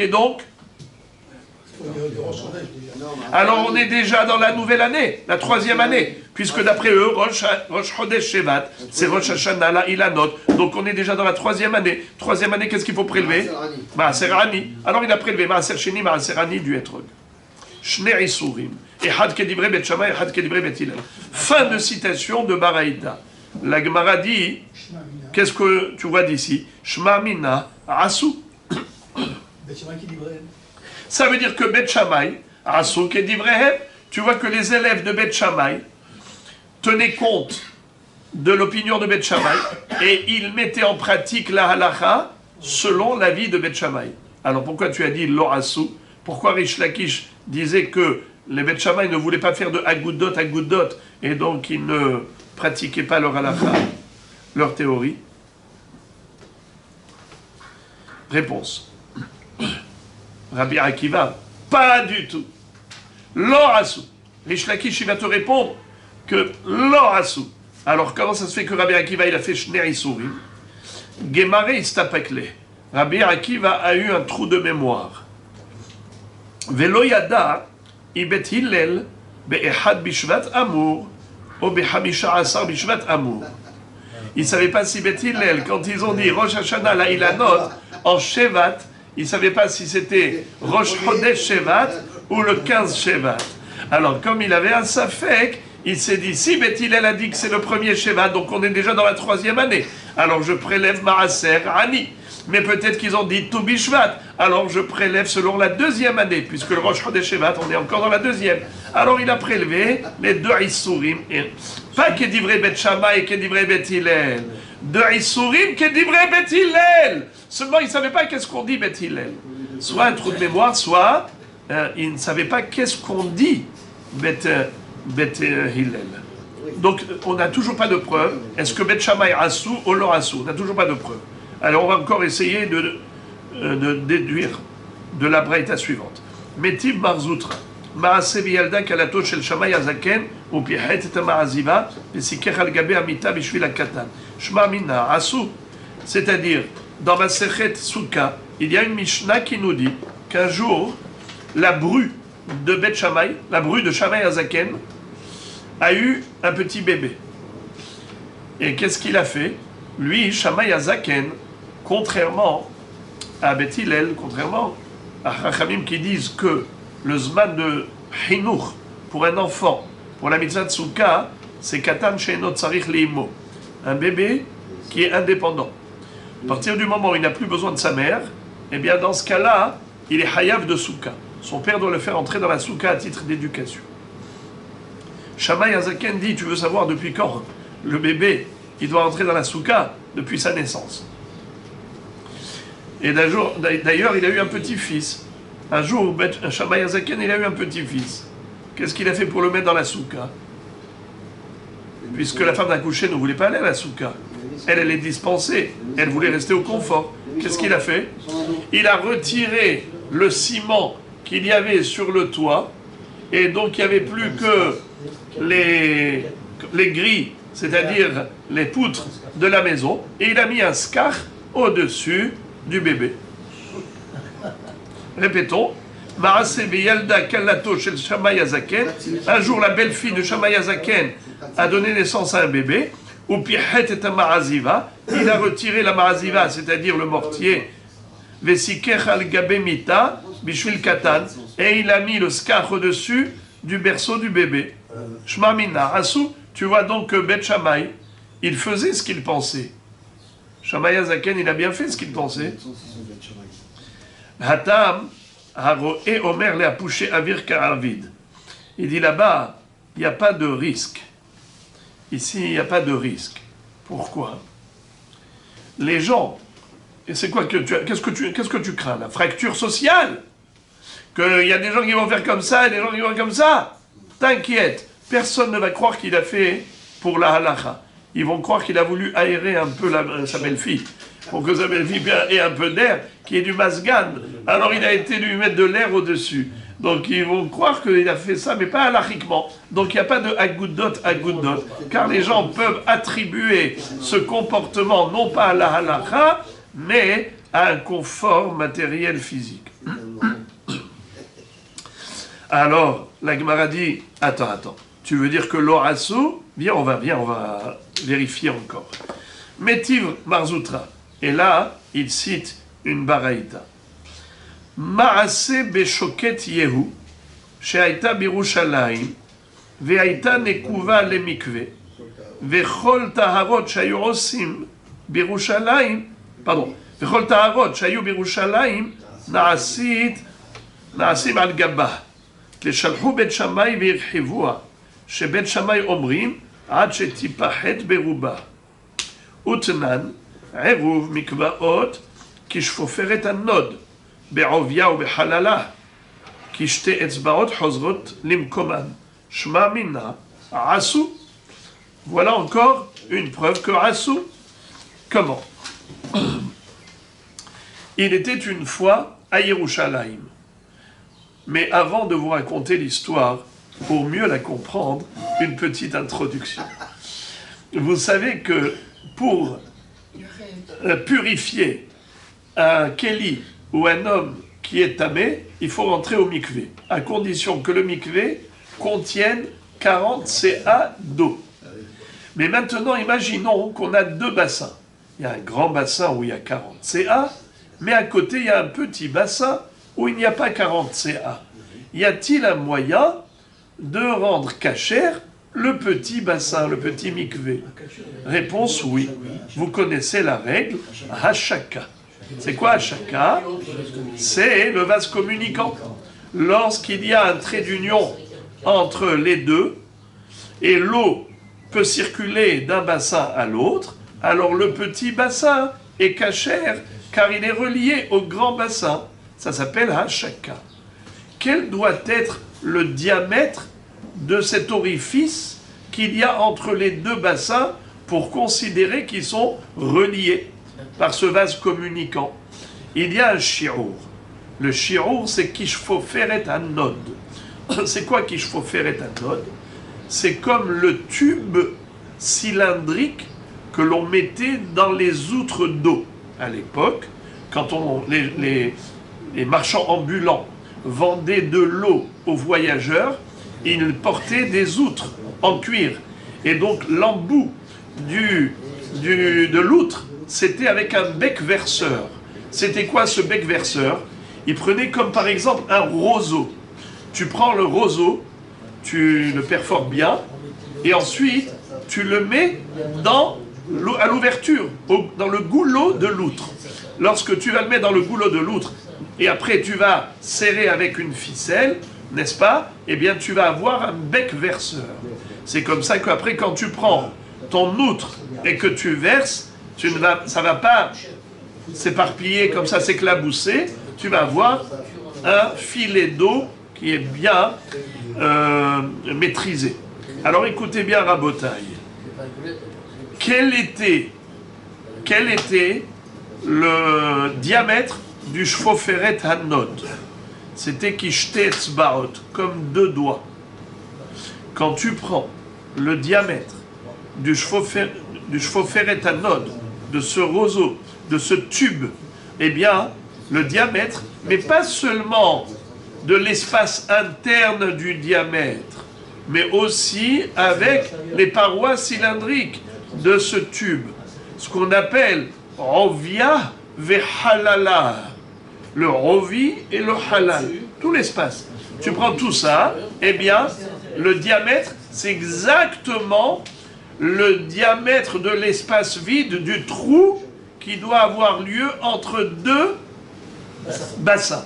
Pour que ce soit un vase communicant suffisant pour cachériser le petit bassin, il faut qu'il y ait l'épaisseur, c'est-à-dire l'espace vide dans cet orifice, un trou de 2 etzbarot, où tu peux faire comme ça tourner tes 2 doigts aller-retour facilement, et que ça ne coince pas. Ah, Moraï Verabotaï, ça c'est l'opinion de Beth Hillel, qui disent que la hachaka, elle est cachère à partir du moment où il y a Kishfoferet Hanod. Mais d'après Beth Shammai, ça ne suffit pas pour pouvoir relier les deux. Il faut que le vase communicant soit beaucoup plus important. Il faut que la majorité de la paroi qui les sépare soit retirée, retranchée. Ça veut dire que s'il y a une paroi entre les 2 bassins, il faut fendre la paroi, couper la paroi, et que la majorité de la paroi soit trouée. Trouée. Ça veut dire qu'il y a une rigole au niveau de cette paroi qui les sépare, ça qu'il y a un trou qui est tellement grand que c'est la majorité de la paroi. Et prenons un exemple. Si la paroi, par exemple, elle faisait 1 mètre, eh bien, il faut que 51 centimètres, d'orifice. Dans le diamètre, ça veut dire que tu as 1 mètre, un mur d'1 mètre, eh bien, la rigole doit être d'un diamètre de 51 cm. Alors, maintenant, d'après, qu'est-ce qui s'est passé à Jérusalem? Il y avait une choquette. Choquette, c'est un abreuvoir, c'est un bassin. On l'appelait choquette Yehou. Cet abreuvoir-là, c'est en pierre. N'est-ce pas, un abreuvoir, c'est en pierre. Vous connaissez les abreuvoirs en pierre? Eh bien, cette choquette-là, elle était reliée à un bassin. Et il y avait même un trou qui reliait le contenu de la choquette au mikvé. Alors, tout le monde allait pour faire Tevilat Kelim dans la choquette. Mais Beth Shammai, on dit, is not good. Pourquoi? Parce que il faut qu'il y ait quoi? Plus la moitié. Plus que la moitié du mur qui sépare, de la paroi qui sépare entre la choquette et le mikvé, qui soit fondu, qui soit retiré. Alors lisons. Maase beshoket Yehu, shehaita birushalayim, vehaita nekuva la mikvé. Cette choquette qui se trouvait à Jérusalem, elle était perforée. Et c'était un vase communicant, elle communiquait avec le mikvé. Vechol ta'avot shayu birushalayim na'asim al gaba. Et à Jérusalem, on allait tremper tous les kelim dans cette choquette. Veshalhu bet Shammai ve'irhivuha. Et bet Shammai ont été et ils ont élargi le trou pour que ce soit la majorité de la paroi qui soit trouée. Chez Bet Shammai omrim ad shetipahed beruba. Bet Shammai, fidèles à leur propre opinion, ils ont dit qu'il faut que la majorité de la paroi soit retirée. Utenan, et nous avons une Mishnah qui dit Eruv mikvaot kishfoferet hanod be'ovia ou be'halala. Pour que les mikvaot soient considérés Eruv, c'est quoi Eruv? Mélanger. Les arev, mélanger. Eruv mikvaot, si tu veux mélanger deux bassins, kishfoferet hanod be'ovia ou be'halala, il faut que le trou qui est ouvert entre les deux soit un orifice dont le diamètre corresponde au shfoferet hanod, au tube cylindrique qu'on met comme bec verseur dans le goulot de l'outre. C'est ça l'embout. À quoi correspond ce diamètre-là du tube de shfoferet hanod? Eh bien, c'est exactement comme deux doigts qui peuvent revenir sur eux-mêmes. C'est-à-dire que tu peux tranquillement faire le tour. Shma Mina, puisque tu as le, comment on appelle ça, aller-retour, ça c'est un diamètre suffisant. Fin de citation. Shma Mina, Asu. Tu vois que Bet Shammai, qu'est-ce qu'ils ont fait? Ils ont été et ils ont ouvert la paroi pour... Hein? Kedivrehem, comme était leur opinion. Donc ne me dis pas qu'ils se sont abstenus de pratiquer la halakha selon leur opinion. Comment Rish Lakish va répondre? Lui, Rish Lakish qui disait Lo asu. Réponse. Haro et Omer, les apouché maya ou des karavid. Là encore, il disait, vous savez pourquoi on peut se permettre de, comment on appelle ça, d'ouvrir et de fendre le mur, la paroi? C'est parce que personne ne va savoir que c'est à titre halachique qu'on l'a fait. Personne ne sait que c'est pour la halakha. Les gens vont croire que c'est pratique. Comme ça, il y a plus de circulation d'eau, il y a de l'eau en masse qui passe du grand bassin au petit bassin. Donc ils vont croire que c'était juste un arrangement technique et non pas halachique. Et donc ça ne crée pas de fracture sociale. Il n'y a pas de agudot. Tashma. De'amar Rabbi Elazar bar Tzadok, כשהייתי לומד תורה אצל רבי יוחנן החורני, ראיתי שהיה אוכל פת חרבה במלח בשני בצורת. Encore une tentative pour démontrer que oui, Rassou.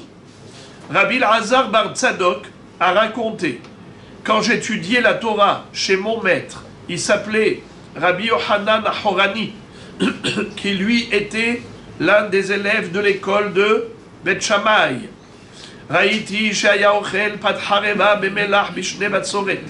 J'ai vu que pendant une année de famine, il mangeait du pain sec avec du sel. J'ai eu pitié, j'ai raconté à mon père, qui était plus riche. Bati veodati et abba. Amarli, il m'a dit, Holech lo zetim. Vas-y, prends-lui ses olives. Veolarti lo. Et je lui ai apporté les olives. Ra'a otam shem lahim. Il a vu que les olives étaient humidifiées. Parce qu'ils étaient... On va voir tout de suite par quoi ils étaient humidifiés. Il a vu qu'ils étaient humides. Amarli. Alors il m'a dit, Enani ochel zetim. Moi je n'aime pas les olives. Merci beaucoup, tu es bien gentil, reprends-les. Bati veodati et abba. Je suis revenu chez papa et je lui ai raconté. Amarli, il m'a dit, l'erve et morlo, va lui dire, Havit nekuva haïta, et là chez Stamua shmarim. J'ai bien compris pourquoi il n'a pas voulu manger. Tu crois que je n'ai pas compris la raison? La raison pour laquelle il ne veut pas manger ses olives, c'est parce qu'il pense qu'ils sont impurs. Et lui, il veut manger que des olives pures. Et lui, il pense que le keli, c'est un keli heres qui a été nitma migabo aliede Ama Haaretz. Parce qu'on sait que Ama Haaretz est considéré tamé. De facto, Hachamim ont décrété, comme ils ne font pas attention à la Touma, ils sont considérés tamé. Et donc, s'il y a Ama Haaretz qui a touché ce keli, il a rendu tamé.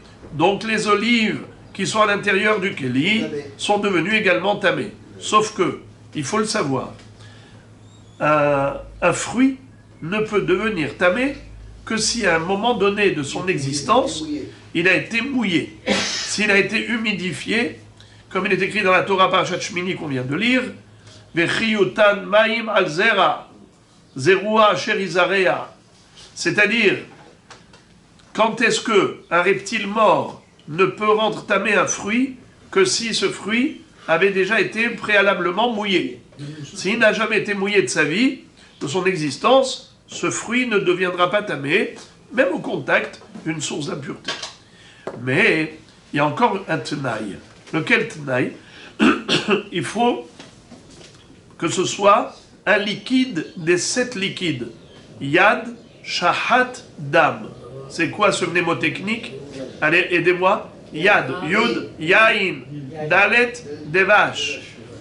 Ensuite, Shin, Shemen, Shemen Zaït. Oui, Shemen Zaït, pas les autres. Et ensuite, Het, Halav ou Homet. Tête, Tal, la rosée. Dam, Dalet, Dam. Même Maïm. Ça fait les 7 liquides. Mais les autres jus de fruits, ce qu'on appelle méperotes, ne sont pas considérés mashké. Pour considérer qu'un fruit qui a été mouillé par un jus de fruit, ou un aliment qui a été mouillé par un jus de fruit, n'est pas considéré comme préalablement mouillé. C'est pas semblable au maïm, il n'a pas le statut de mashké comme maïm. Alors, ça, Rabotai, ça c'est concernant le quoi? Le mouillage. Le mouillage du fruit. Maintenant, écoutez bien les tzadikim. Si jamais j'ai un fruit mouillé, qu'est-ce qu'il peut faire qui ne deviendra pas tamé? Il y a 2 possibilités qu'un fruit mouillé ne soit pas tamé. Soit qu'il a été mouillé, mais pas... Oui, non, mais je parle d'un fruit qui est déjà cueilli. Un fruit cueilli, comment c'est possible que bien que mouillé, il ne deviendra pas tamé? Soit qu'il a été mouillé par un jus de fruit, et donc, c'est pas considéré comme marchir les kabel toum'a, soit qu'il a été mouillé avec de l'eau, ou un des 7 liquides, mais c'était contre la volonté du propriétaire.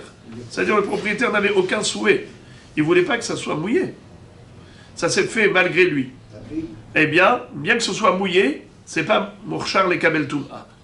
Pour que ce soit Mourchar les Kabel Toum'a, il faut que ce soit un mouillage voulu, souhaité. Comme il est écrit, Vechi Yutan Maïm al Zera. Et la Torah écrit Yutan sans le Vav après le Yud, comme si on pouvait lire Iten. Yutan, Dumiyad et Iten. Ma Iten le Da'at, Af Yutan le Da'at. C'est-à-dire, de la même façon que quelqu'un, quand il verse de l'eau, c'est volontaire. Ainsi, Yutan, il faut que ce soit quelque chose de volontaire, que ça réponde à une volonté. Alors maintenant, regardez ces 2 exceptions. Quand est-ce qu'un fruit ne peut pas devenir tamé, répétez-moi? Soit le mouillage était contre son gré, soit c'était pas un liquide qui correspond aux 7 liquides. Par exemple, mes pérotes. Très bien. Alors maintenant, on va lire l'histoire. Bati veodati et abba. Je suis venu et j'ai dit à papa. Papa, Rabbi Yochanan ben Nouri, n'a pas voulu manger de ses étimes. Il m'a dit qu'il n'aime pas les étimes. Le père a dit, ah, j'ai très bien compris pourquoi il ne veut pas. Il croit que ses étimes, ils sont tamés, parce qu'il pense que ce Kéli, peut-être qu'il a été rendu impur par un Hamaretz. Alors il lui a dit, l'hervé morlo, va lui dire, Havit nekuva haïta, et là, chez Stamuach marim. Utnan, Havit, shel zetim et gulgalim, bet shamay omrim, ena tzricha nakev. Ou bet hilel omrim, tzricha nakev. Ou modim, sheim nikeva, ou Stamuach marim, shei tehora. ואף על פי שתלמיד שמאי היה, כל מעשיו לא עשה אלא כדברי בית הלל. היא אמרת בשלמה עשו היינו ריבותה, אלא היא אמרת לא עשו מי ריבותה. Alors la suite de l'histoire, c'est qu'il lui a dit, va lui dire à ton maître qu'il peut manger les étimes, parce que c'était une havit nekuva. Et que ça veut dire Havit Nekuva?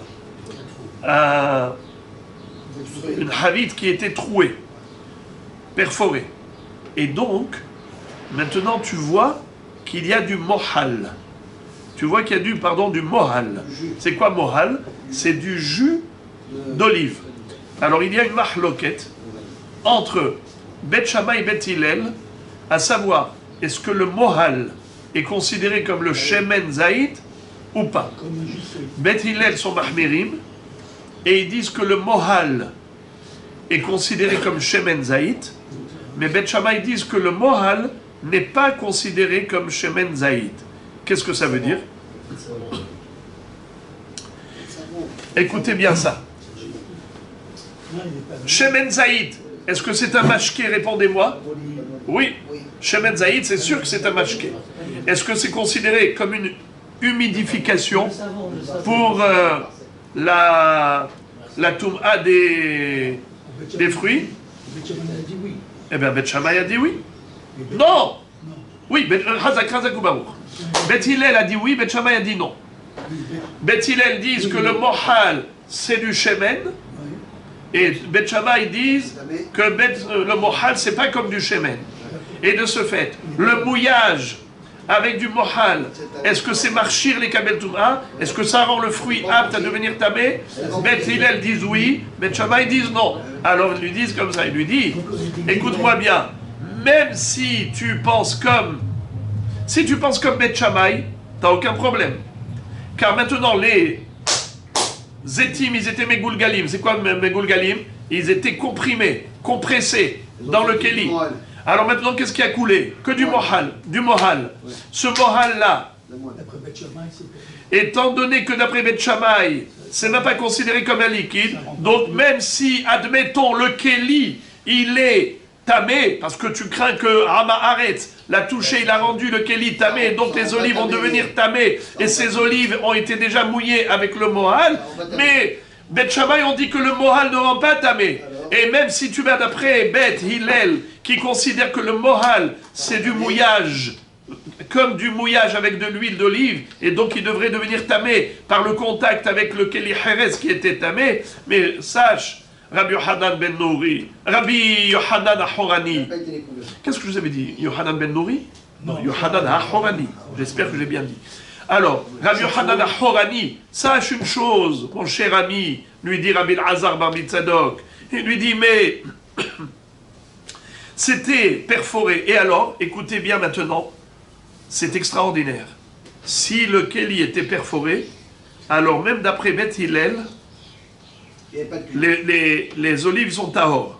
Pourquoi? Parce qu'ils sont, bien qu'ils soient mouillés avec du mohal, et le mohal c'est comme du shemen, mais étant donné que ce n'était pas selon la volonté du propriétaire, car la preuve que le propriétaire il ne voulait pas de ce mohal, c'est qu'il y avait un orifice, il y avait un trou en dessous, ça veut dire que pour lui ce mohal, il ne veut pas qu'il reste ici ce mohal, il veut qu'il s'évacue, il est prêt à ce qu'il s'évacue. Dans le sens où il a mis des olives dans un endroit où il y a un orifice en dessous, sous-entendu qu'il n'a aucun intérêt à ce que le mohal reste ici. S'il n'a aucun intérêt à ce que le mohal reste ici, il s'en fiche qu'il s'évacue et qu'il fuit au travers du trou. Ça veut dire qu'il n'y a aucune volonté que le mohal reste ici. Donc les fruits sont mouillés sans aucun gré, sans aucune volonté de la part du propriétaire. Et on a déjà dit qu'un fruit mouillé sans volonté du propriétaire n'est pas apte à devenir tamé. Et donc même s'il est dans un kéli que tu supposes, toi, Rabbi Yohanan Horani, tu présumes que peut-être qu'il est tamé par contact avec un maharetz, malgré tous les étimes, tu peux les manger. Et la Braïta, écoutez ce que dit, la Braïta, elle dit, la Mishnah plutôt, elle dit, Vafalpi shetalmid Shammai haya, kol ma'asav lo asel ekelivrei Bet Hillel. Bien qu'il était l'un des élèves de l'école de Shammai, tout ce qu'il a fait, il a fait selon Bet Hillel. Fin de citation. Et la déduction commence là. Iyamar bishlama asuha inuribute, et la iyamar lo asuma iribute. Si tu me dis que Bet Shammai ont mis en pratique leur propre opinion, alors je peux comprendre quel est le hiddouche que Rabbi Yohanan Ahorani faisait exception. Bien qu'en général les élèves de Bet Shammai faisaient comme Bet Shammai, mais Rabbi Yohanan Ahorani était l'exception qui confirme la règle, à savoir que lui n'a pas fait comme Bet Shammai, il a fait comme Bet Hillel. Mais si tu me dis que tous les élèves de Bet Shammai, même Bet Shammai eux-mêmes, n'ont jamais fait comme leur propre opinion, ils ont toujours fait comme Bet Hillel. Alors quel est le hidouche de Rabbi Yochanan HaHorani? Comme quoi, bien qu'il était de Bet Shammai, il a toujours fait comme Bet Hillel. Mais tous les Bet Shammai ont fait pareil. Donc de là tu vois que Assou. Very good. Voilà une preuve que Assou. Encore une preuve.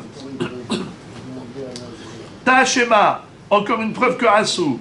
Shalou et Rabbi Yoshua. Tsarat Bat Mahu. Un jour on a posé la question à Rabbi Yoshua. On lui a dit, dis-nous Rabbi Yoshua, est-ce que Tsarat Bat elle est muteret comme Bet Shammai ou elle est interdite comme Bet Hillel? Amar Lahem. Mahloket Bet Shammai ou Bet Hillel. Ils lui ont dit, il leur a dit, Mahloket Bet Shammai Bet Hillel. Ils lui ont dit, oui, mais halakha qui est d'ivremi. Ce qu'on veut savoir maintenant, c'est la halakha. Amar Lahem, il leur a dit, Mipnema te machnisim roshi ben shne harim gedolim, ben shte mahalokot gdolot, ben Bet Shammai ou Bet Hillel, mitiare ani, shema yarutsu gulgolti. Il leur a dit, mais pourquoi vous voulez m'obliger à mettre ma tête entre deux montagnes, à trancher entre Bet Shammai et Bet Hillel? Moi j'ai peur de dire ce que je pense. Après ça, ils vont me fracasser le crâne. Qui ça? Qui ça? Les enfants, que va dire qu'ils sont mamzerim.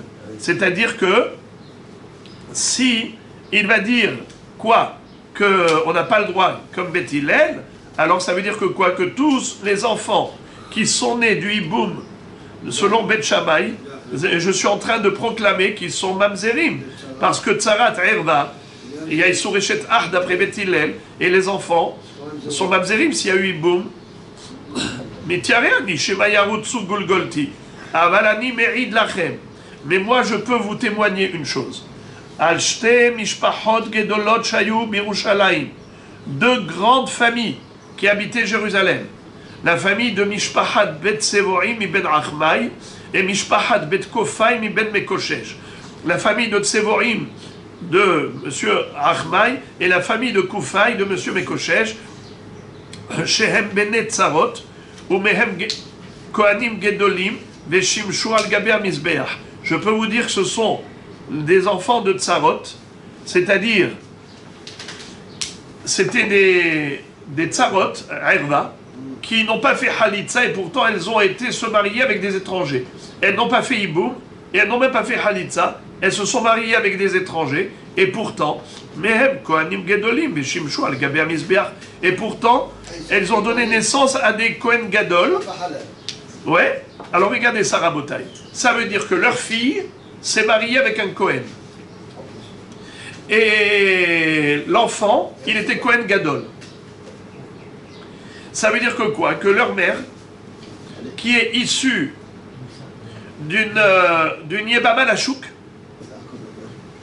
Yebama Lachouk, ça veut dire une femme qui devait faire Hiboum, mais elle est partie avec un étranger. Chouk, ça veut dire c'est la rue, un étranger. Bet Shammai ont dit, Assour, c'est Yebama Lachouk. Une Yebama, elle doit faire Halitza. Elle n'a pas le droit de se marier avec un étranger. Bet Hillel ont dit, ma pitom. Elle, c'est une Tsarat Erva. Elle n'a besoin ni de Hiboum ni de Halitza. Va te marier, madame. Elle s'est mariée. Elle a eu une fille. Et cette fille-là s'est mariée avec un Kohen. Et le Kohen, ou bien, par exemple, elle-même s'est mariée avec un Kohen, excusez-moi. Elle-même s'est mariée avec un Kohen. Elle a donné naissance à un Kohen Gadol. Sans problème. Ou même Kohanim Gdolim. Veshimshu al Gaber Mizbeach. Alors écoutez maintenant. Iyamar bishlama asu hainu de ka'amar mitiare ani. Ela yamar lo asu amay ka'amar mitiare ani. Ça veut dire, Rabbi Yoshua, il a fait comprendre que ceux qui font comme Bet Hillel, c'est la Mehadrin, mina Mehadrin. La preuve, c'est qu'ils ont eu des Kohanim Gdolim. Une Yebama, une Tsarat Erva qui est partie avec un étranger, l'enfant était caché. Alors à Botaï, la Gemara maintenant elle arrive à la déduction. De là on voit que Assou, parce que si Bet Shammai eux-mêmes l'ont Assou, ça veut dire que jamais ils n'ont fait Hiboum avec une Tsarat Erva. Donc il n'y a pas de Mamzerim. Beth Hillel, ils vont pas dire que c'est des enfants mamzerim, puisque jamais Beth Shammai n'ont fait ce que Beth Hillel interdisait. Si tu me dis que Beth Shammai a adhéré à l'opinion de Beth Hillel et ils n'ont jamais donné leur fille en hiboum, Tsarat Erva en hiboum, alors pourquoi il avait peur de parler? Rabbi Yoshua, qu'ils disent Halacha ke Beth Hillel, Tsarat Erva Asura. Qu'est-ce qu'il a dit? Non, non, je veux pas dire. Oh là là, je vais mettre ma tête entre des montagnes là. Tu t'imagines?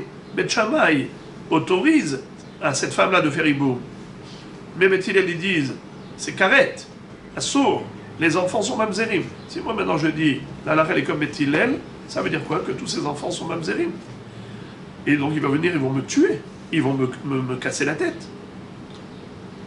Yarutsu et Gulgolti. Ils vont me fracasser le crâne. Si je vais dire qu'ils sont des mamzerim, je vais interdire ces enfants au mariage avec des juifs. Alors, la Gemara dit, c'est sûr que Beth Shammai assou. Parce que si Beth Shammai l'a assou, pourquoi il avait peur? Mais il n'y a pas de mamzerim.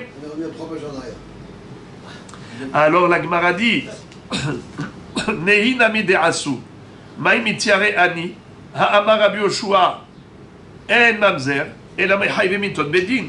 Je comprends pas. Rabbi Yoshua lui-même, il a une shita. Laquelle shita? C'est qu'un mamzer ne peut être issu que d'une relation interdite sous peine de mitat bedin, de peine capitale. Il n'y a pas de mamzer de haïvé kritout, à plus forte raison pas de haïvé la vie. On a 3 niveaux. Il y a lav, lotarasé, c'est malkout. Ensuite on a lotarasé chez Eshbo, karet. Ensuite il y a lotarasé chez Eshbo, mitot beddin. Parce qu'en général quand il y a mitat beddin, il y a karet et mitat beddin. Alors, donc lui, Rabbi Yoshua disait, contrairement au Hachamim, qui pense que le mamzer, c'est mehaïvé kritout. Et à plus forte raison de haïvé mitot beddin. Regardez Rabotai, il y a 3 chitot. Rabbi Akiva dit Yesh mamzer me hayave lavin. Même un lave classique, si on n'a pas le droit de se marier avec une femme, même une interdiction classique, l'enfant est mamzer. Ça c'est Rabbi Akiva. Hachamim disent non. Quand est-ce que l'enfant est mamzer? Que s'il y a une relation avec une femme qui était interdite sous peine de karet. L'enfant est mamzer. La plus forte raison, si c'est sous peine de mitat bedin. Rabbi Yoshua dit non. Le seul mamzer, c'est seulement issu d'une relation interdite avec une femme qui est interdite sous peine de mitat bedin. Mais Rabotai, Eshet Ah, ça rentre pas dans le cadre de mitat bedin. Un homme qui a été avec la femme de son frère, il est hayav karet, pas mitat bedin. Donc, si jamais il a fait cette avera, l'enfant n'est pas mamzer d'après Rabbi Yoshua. Alors pourquoi Rabbi Yoshua a eu peur de dire ce qu'il pensait? Dit la halakha, comme Beth Hillel. Et même s'il y a des enfants qui sont nés de Beth Shammai, parce qu'ils ont fait hiboum avec Tsarat Erva, tu n'as pas dit qu'ils sont mamzer. Parce que toi, tu ne penses pas que des bnei karet sont mamzer. Toi, tu penses que seulement des enfants de mitat bedin, issus d'une relation interdite, sous peine de mitat bedin, mais pas sous peine de karet. Alors pourquoi il a eu peur? La Gemara dit, il a eu peur comme ça. Nehi name des mamzer lo have. Pagum mihahave, mikama homer, mais almana. Qu'est-ce que ça veut dire? Il avait peur en disant si jamais il va dire que c'est assour, alors c'est vrai qu'il y a Issour karet et karet, ça ne suffit pas pour le rendre mamzer d'après lui, mais c'est comme s'il déclarait que ses enfants n'étaient pas aptes au Kohanim. Par exemple, une fille qui est issue de Tsarat Erva, qui est cachère d'après Beth Shammai, interdit d'après Beth Hillel, sous peine de karet, quel est le statut de l'enfant? Il ne s'appelle pas mamzer d'après Rabbi Yoshua, mais il s'appelle tout de même pagoum. C'est quoi pagoum? Pagoum, ça veut dire défectueux, défaillant. À quel niveau? Par rapport au Kohanim. Ça veut dire pas sous la keuna. Cette fille ne pourra pas se marier avec Monsieur Cohen. Comme un Cohen ne peut pas se marier avec certaines femmes, eh bien, Cohen ne pourra pas épouser la fille d'un karet. Une fille qui est née d'une relation interdite sous peine de karet, bien qu'elle n'est pas mamzer. Elle peut se marier avec un juif, elle n'est pas mamzeret. Mais elle ne peut pas se marier avec un Cohen. Donc il ne voulait pas se faire fracasser la tête, parce qu'en disant que la halakha est comme Beth Hillel et pas Beth Shammai, Sous-entendu que tous ceux qui ont fait comme Bet Shammai, ce sont des psoulé keuna. C'est tout aligné jusqu'à Nachon. tout le temps. Ouais. Ah ouais, Alors, donc c'est pour ça qu'il a eu peur. Alors la Gemara dit, mais d'où tu sais que Pagoum, que celui-là il est Pagoum? D'où tu sais que une fille qui est née d'un mariage interdit pour un Israël, l'enfant est Pagoum la Keuna? Qui te le dit? Kalva Homer me Almana, par un raisonnement d'a fortiori. Ma Almana, Shen Isura Nohek Bakol, Benah Pagoum, Zo She Isura Shave Bakol, Apol Sheken. Qu'est-ce que ça veut dire? Lui, il a fait un raisonnement de Kalva Homer. Si déjà, une Almana qui s'est mariée avec un Kohen Gadol, vous savez quel est le din? Kohen Gadol n'a pas le droit d'épouser une veuve. Un Kohen Idiot a le droit d'épouser une veuve. Mais un Kohen Gadol n'a pas le droit d'épouser une veuve. D'accord. Maintenant, quel est le din si jamais il a eu un enfant avec elle? Le Kohen Gadol est parti avec une veuve. Benah Pagoum, le fils il est halal. Le fils il est halal, et si c'est une fille, alors déjà le fils il est halal, il ne pourra plus être Kohen, il ne rentre plus au Beth Amikdash, il ne mange plus de terouma. Si c'est une fille, elle ne pourra pas se marier avec un Kohen. Alors Zosh et Isura, Shavé Bakol, Achol Sheken, si déjà le Isura Almana, qui est spécifique au Kohen Gadol, tout de même, le produit de cette infraction, qu'est-ce que ça nous donne? Un enfant Pagoum, à plus forte raison. Une relation qui est interdite pour tout le monde, comme Tsarat Erva, qui est interdite d'après Beth Hillel pour tout le monde, pas seulement pour un Kohen Gadol, eh bien c'est sûr que l'enfant est défectueux, il est halal. On pense le contraire. Alors Abota, est-ce que notre preuve elle est bonne? Qu'est-ce qu'on a voulu démontrer en tout et pour tout? Qu'est-ce qu'on a voulu démontrer? Que Hassou. Est-ce que oui Hassou ou pas Hassou? Est-ce que Beth Shammai ont appliqué leurs règles ou bien ils l'ont Hassou? Hassou. La preuve c'est qu'il a eu peur. Pourquoi il a eu peur à Yoshua de se faire tuer? Parce qu'il n'avait pas envie que les enfants issus de ce que Beth Shammai ont fait ne viennent le tuer. Parce qu'ils vont dire, eh ben, tu as dit que nous on n'est pas légitime, on est halalim, la keuna, eh bien on va te tuer. Eh bien pour ne pas se faire ça, il n'a rien dit. Mashma, qu'il y avait des gens qui étaient issus de tel hiboum. Ça veut dire que Beth Shammai, ils ont appliqué leur halakha. On est en train de demander, est-ce que Beth Shammai, à l'époque où ils avaient dit que c'est permis, est-ce qu'ils ont fait ce qu'ils ont dit ou bien ils ont adhéré à Beth Hillel? Réponse, ils n'ont pas adhéré à Beth Hillel, ils ont mis en pratique. Et quelle est la preuve? C'est qu'une génération après, lorsque Rabbi Yoshua arrive des générations après, il dit, moi j'ai peur de répondre à cette question. Pourquoi? Parce que si je dis la vérité, si je dis que la halakha est comme Beth Hillel, alors tous ceux qui ont fait comme Beth Shammai, de la descendance de Beth Shammai, ils vont s'avérer, pas Mamzerim, parce que lui, Rabbi Yoshua, il dit que Mamzer c'est seulement Mechaï Bemitot Bedin, mais Chet Ah, c'est pas Chaï Bemitot Bedin. Mais tout de même, il est possède l'otam la keuna, kalva homer me almana, et il n'a pas envie maintenant de se prendre sur le dos des familles qui vont lui dire comment tu as dit que nous on ne peut pas se marier avec des kohanim. On ouvre maintenant une parenthèse, après qu'on ait démontré par A plus B que Hassou, on a donc deux preuves que Hassou. Maintenant la Gemara ouvre une parenthèse, elle dit, je ne comprends pas, Kama omine tsarot, ve kapashitle bene tsarot. On lui a posé la question par rapport à la tsara elle-même. Est-ce qu'elle a le droit de faire iboum, oui ou non? Et lui, qu'est-ce qu'il a répondu? Il a répondu par rapport aux enfants. Qu'est-ce qu'il a dit? Shtem mishpachot gdolot, et ayu mehem kohanim, gdolim et shimshu. Pourquoi est-ce qu'il parle des enfants? Réponse, tarte kabaemine. On lui a posé les deux questions en fait. Premièrement, tsarot maï. Quel est le din des tsarot? Est-ce qu'une tsara a le droit de faire iboum, tsarat erva, veim timtselomar tsarot kebet Hillel, et si tu vas me dire que la tsara n'a pas le droit de faire iboum, comme le pense Beth Hillel, benet tsarot de Beth Hillel et Beth Shammai maou. D'après Beth Shammai, comment considérer les enfants des tsarot de Beth Hillel? C'est-à-dire, écoutez bien, pour Beth Shammai, une tsarat erva doit faire iboum. Si jamais le Yabam ne veut pas faire Iboum, qu'est-ce qu'il faut faire? Halitza. Maintenant, Beth Hillel, qu'est-ce qu'ils disent? Ni Iboum, ni Halitza, besoin de rien. Elle peut aller se marier avec un étranger. Alors écoutez bien, d'après Beth Hillel, cette femme peut aller se marier avec un étranger. D'après Beth Shammai, une femme pareille qui s'est mariée avec un étranger, elle a transgressé quel issour, les amis? Un issour lave. C'est quoi ce lave? Lotiye eshet amet achutza le ishzam. Yebama yavo alea. La femme du défunt n'a pas le droit d'aller avec un étranger. Elle doit faire iboum. Lotiye eshet amet achutza. Si elle veut se marier avec un étranger, il faut faire d'abord halitza. Alors maintenant, regardez le paradoxe. Il y a une femme qui est permise selon Beth Hillel et interdite selon Beth Shammai. C'est quoi? Répétez Rabotai. C'est qui la femme qui est permise selon Beth Hillel et interdite d'après Beth Shammai? C'est la Tsarat Erva. Pour un étranger. Pour un étranger, Beth Hillel permet sans aucune procédure, alors que Beth Shammai vont dire qu'il faut faire d'abord Halitza.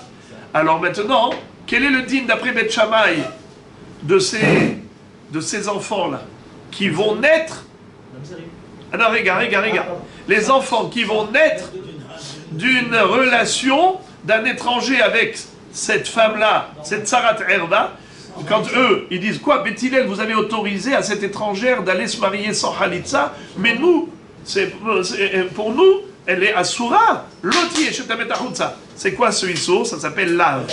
Quel est le din de l'enfant? Est-ce qu'il s'appelle Mamzer? Non. Pourquoi? Parce que la halakha, elle est que En Mamzer, mais Hayave Lavin. Il n'y a pas de Mamzer d'une relation interdite sous peine de lave. C'est seulement sous peine de karet ou mitad bedi. Très bien. Mais maintenant la question se pose, d'accord, l'enfant n'est pas mamzer, mais est-ce qu'il est au moins halal pour les Kohanim? Alors c'est ça, regardez ça. Ve'im timtse tzarot, ve'im timtse lomar tzarot ke Beth Hillel, bene tzarot de Beth Hillel et Beth Shammai maou. Que penserait Beth Shammai des enfants qui sont nés de la Tsarat Erva qui s'est mariée avec un étranger? La Gemara dit, le Maïnaf Kamina, pourquoi ça t'importe de savoir qu'est-ce que penserait Beth Shammai? Mais là, la n'est pas comme Beth Shammai. Réponse, les Mifshat Vlad Marzit Grouchato les Beth Hillel. Je voudrais déduire de Beth Shammai pour Beth Hillel, c'est-à-dire, si Beth Shammai considérerait cet enfant halal, pagoum, eh bien, ce sera de même pour Beth Hillel par rapport à un enfant issu de Marzir Grouchato. Vous savez c'est quoi Marzir Grouchato? Quelqu'un qui a divorcé. Sa femme, elle s'est remariée avec un étranger. Ensuite, cet étranger a divorcé. Ensuite, son ex-mari lui dit, viens, on se remarie. C'est assourd. Imaginons qu'il ait transgressé ce issour. Comment s'appelle ce issour? Lave. Est-ce que c'est karet? Non. Mital Bedin? Non. C'est juste un lave. Est-ce que l'enfant qui va naître de ce issour, est-ce qu'il va être halal pour les Kohanim, oui ou non? Est-ce qu'il peut être, par exemple, c'était un Kohen, ou bien plutôt, cette fille-là, est-ce qu'elle a le droit, cette fille qui va naître de cette union interdite, est-ce qu'elle peut se marier avec un Kohen? Ou bien est-ce qu'elle est Pegouma? C'est ça la question qu'on lui a posée.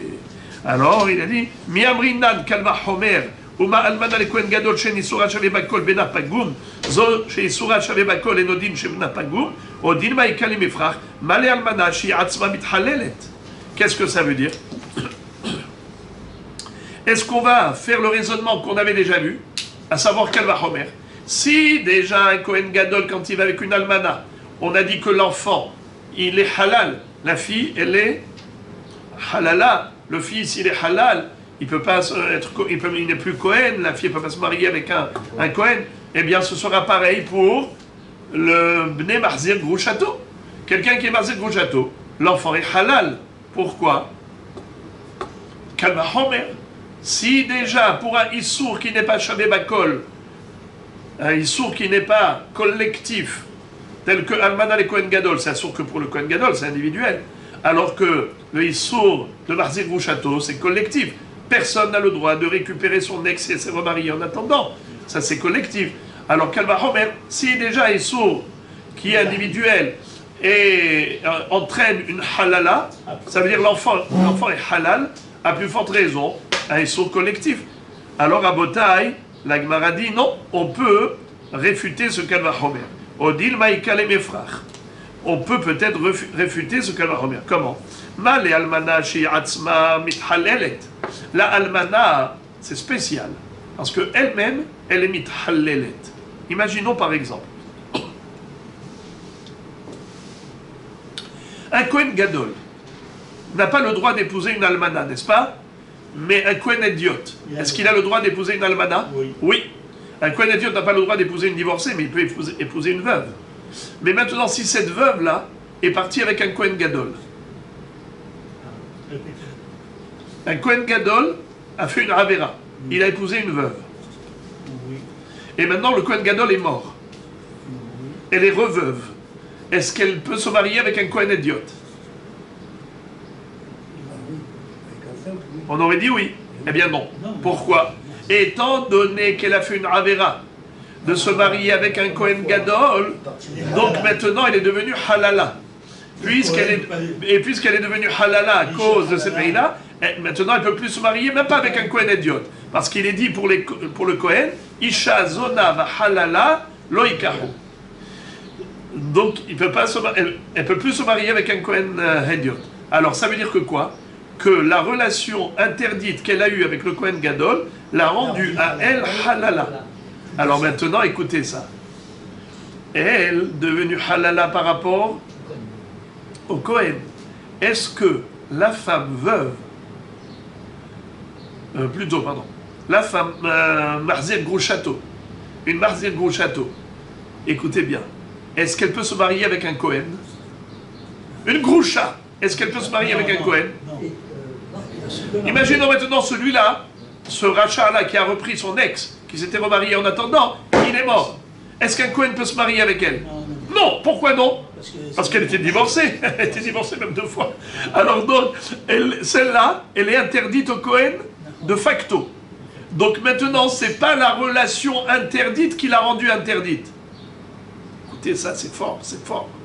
C'est pas la relation interdite de Marzir Grouchato qui l'a rendue interdite au Kohen. Elle était interdite au Kohen déjà avant que son ex la récupère. Et donc, c'est la relation légitime qui l'a rendue. Nachon, exactement, c'est-à-dire c'est le divorce qui l'a rendue interdite au Kohen. Et de ce fait, la relation interdite n'a rien rajouté. Et de ce fait, je peux dire que l'enfant ne sera pas halal. Si elle a une fille, cette fille ne sera pas halala. Elle pourra épouser un Kohen. Ou bien on peut dire que non, ça ne change rien. Cette fille est issue d'une relation interdite, point à la ligne. Elle est Pegouma. Elle est halala. Elle est interdite au Kohanim. Kalva Homer, Uma Almana, les Kohen Gadol, que c'est un Issour, rien que pour le Kohen, à plus forte raison, le Issour Marzik Rochato qui est collectif. C'est Issour Shabé Makol, c'est sûr qu'elle n'est pas goum. Ou bien je peux dire non. Almana le Kohen Gadol, pourquoi l'enfant est halal? Parce que même la femme devient halala par cette même relation. Cette bi'a du Kohen Gadol avec une almana qui est interdite rend la femme elle-même halala et même son enfant halal. Tandis que, ici, puisqu'on parle d'une groucha, la relation n'a rien rajouté. C'est un coup d'épée dans l'eau. C'est juste un issour, mais un issour qui ne change pas le statut de la femme. Alors peut-être que dans une relation qui ne change pas le statut de la femme pour la rendre halala, peut-être que l'enfant n'est pas halal. Et donc cette fille elle peut se marier avec un Kohen. C'est ça la question qu'on lui a posée. On peut soit comparer Marzir Grouchato à Almana, soit on peut ne pas les comparer. La raison de les comparer, c'est le Kalva Homer. Si déjà Almana et Kohen Gadol, que c'est un Issour Yahid, chez Eno Shaveh Bakol, ça produit une halala, à plus forte raison, le Issour Marzir Grouchato qui est collectif, c'est sûr que ça va produire une halala. Ou bien on peut dire que non. Pourquoi là-bas ça produit une halala? Parce que ça fait une halala. Quand le Kohen Gadol il va avec la almana, il la rend elle-même halala. Donc le produit est aussi halal.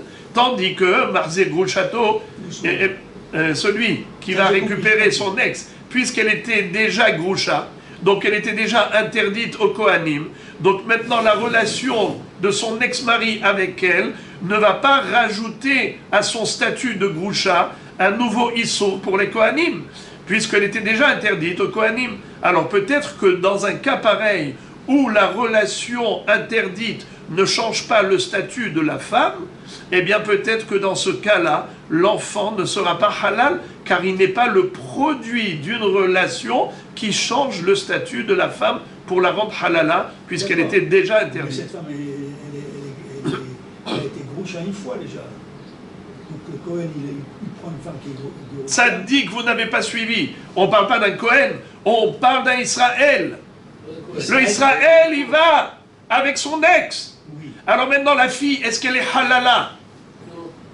Est-ce que la fille... Est-ce qu'elle peut se marier avec un Cohen, cette fille? Oui. Il n'a pas rendu... Lui, il n'est pas Cohen, lui. Oui, d'accord, mais... Le Une fille Israël peut se marier avec un Il Cohen. a fait un lave de Marzir. D'accord, mais est-ce que ça impacte la progéniture? Est-ce que la fille elle va être halala, donc interdite à Cohen? Non, il n'a rien à voir avec un Cohen, donc ça n'a rien à voir. Non, qu'elle va Homer. Si déjà Almana le Cohen Gadol, chez En Isura Bakol, l'enfant est halala, la fille va être halala, à plus forte raison la fille d'Amarzet Bouchato, qui est issue d'une avera collective. Alors, la Gemara dit, on peut dire oui, on peut dire non. C'est pour ça qu'on lui a posé la question à qui? À Rabbi Yoshua. Ve Amar Lehu. Quelle fut la réponse de Rabbi Yoshua? Amar Lehu. Tsarot mitiareani. De répondre par rapport au tsarot, j'ai peur. Regardez le dernier rachid de la page. Mitiareani lomar alacha kedivremi. De machvele tsarot de Bet Shammai bne Hay vekritot.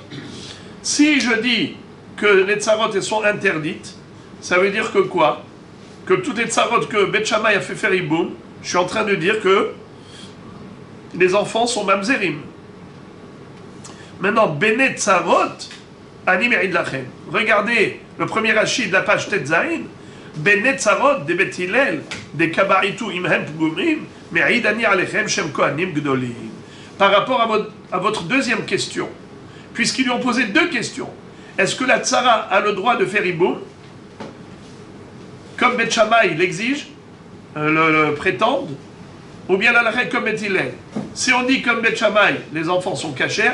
Si on dit comme Bet Hillel, les enfants sont mamzerim. N'est-ce pas? Puisque Tsarat Erva n'avait pas à faire iboum. Les enfants sont mamzerim. Qu'est-ce qu'il a dit? J'ai peur. Ça, je ne vous répondrai pas.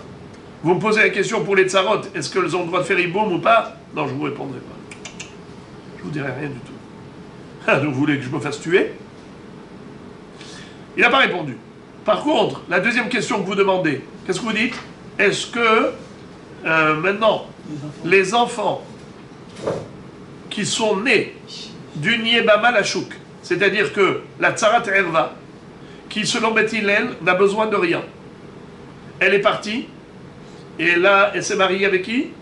Avec un étranger, sans Halitza, comme Bet Hillel a dit, contrairement à Bet Shammai qui a dit qu'il faut Halitza. Quel est le statut de ces enfants? Est-ce que Bet Shammai vont les considérer comme étant des halalim? Il leur a dit, je peux vous raconter une histoire, il y avait des Kohanim Gdolim qui sont sortis de ces familles-là. Ça veut dire que même d'après Bet Shammai, ils ne sont pas halalim.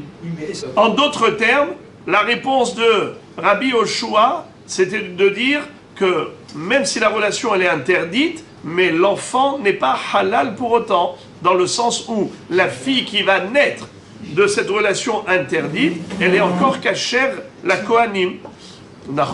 Et ça, c'était même d'après Bet Shammai. Même d'après Bet Shammai.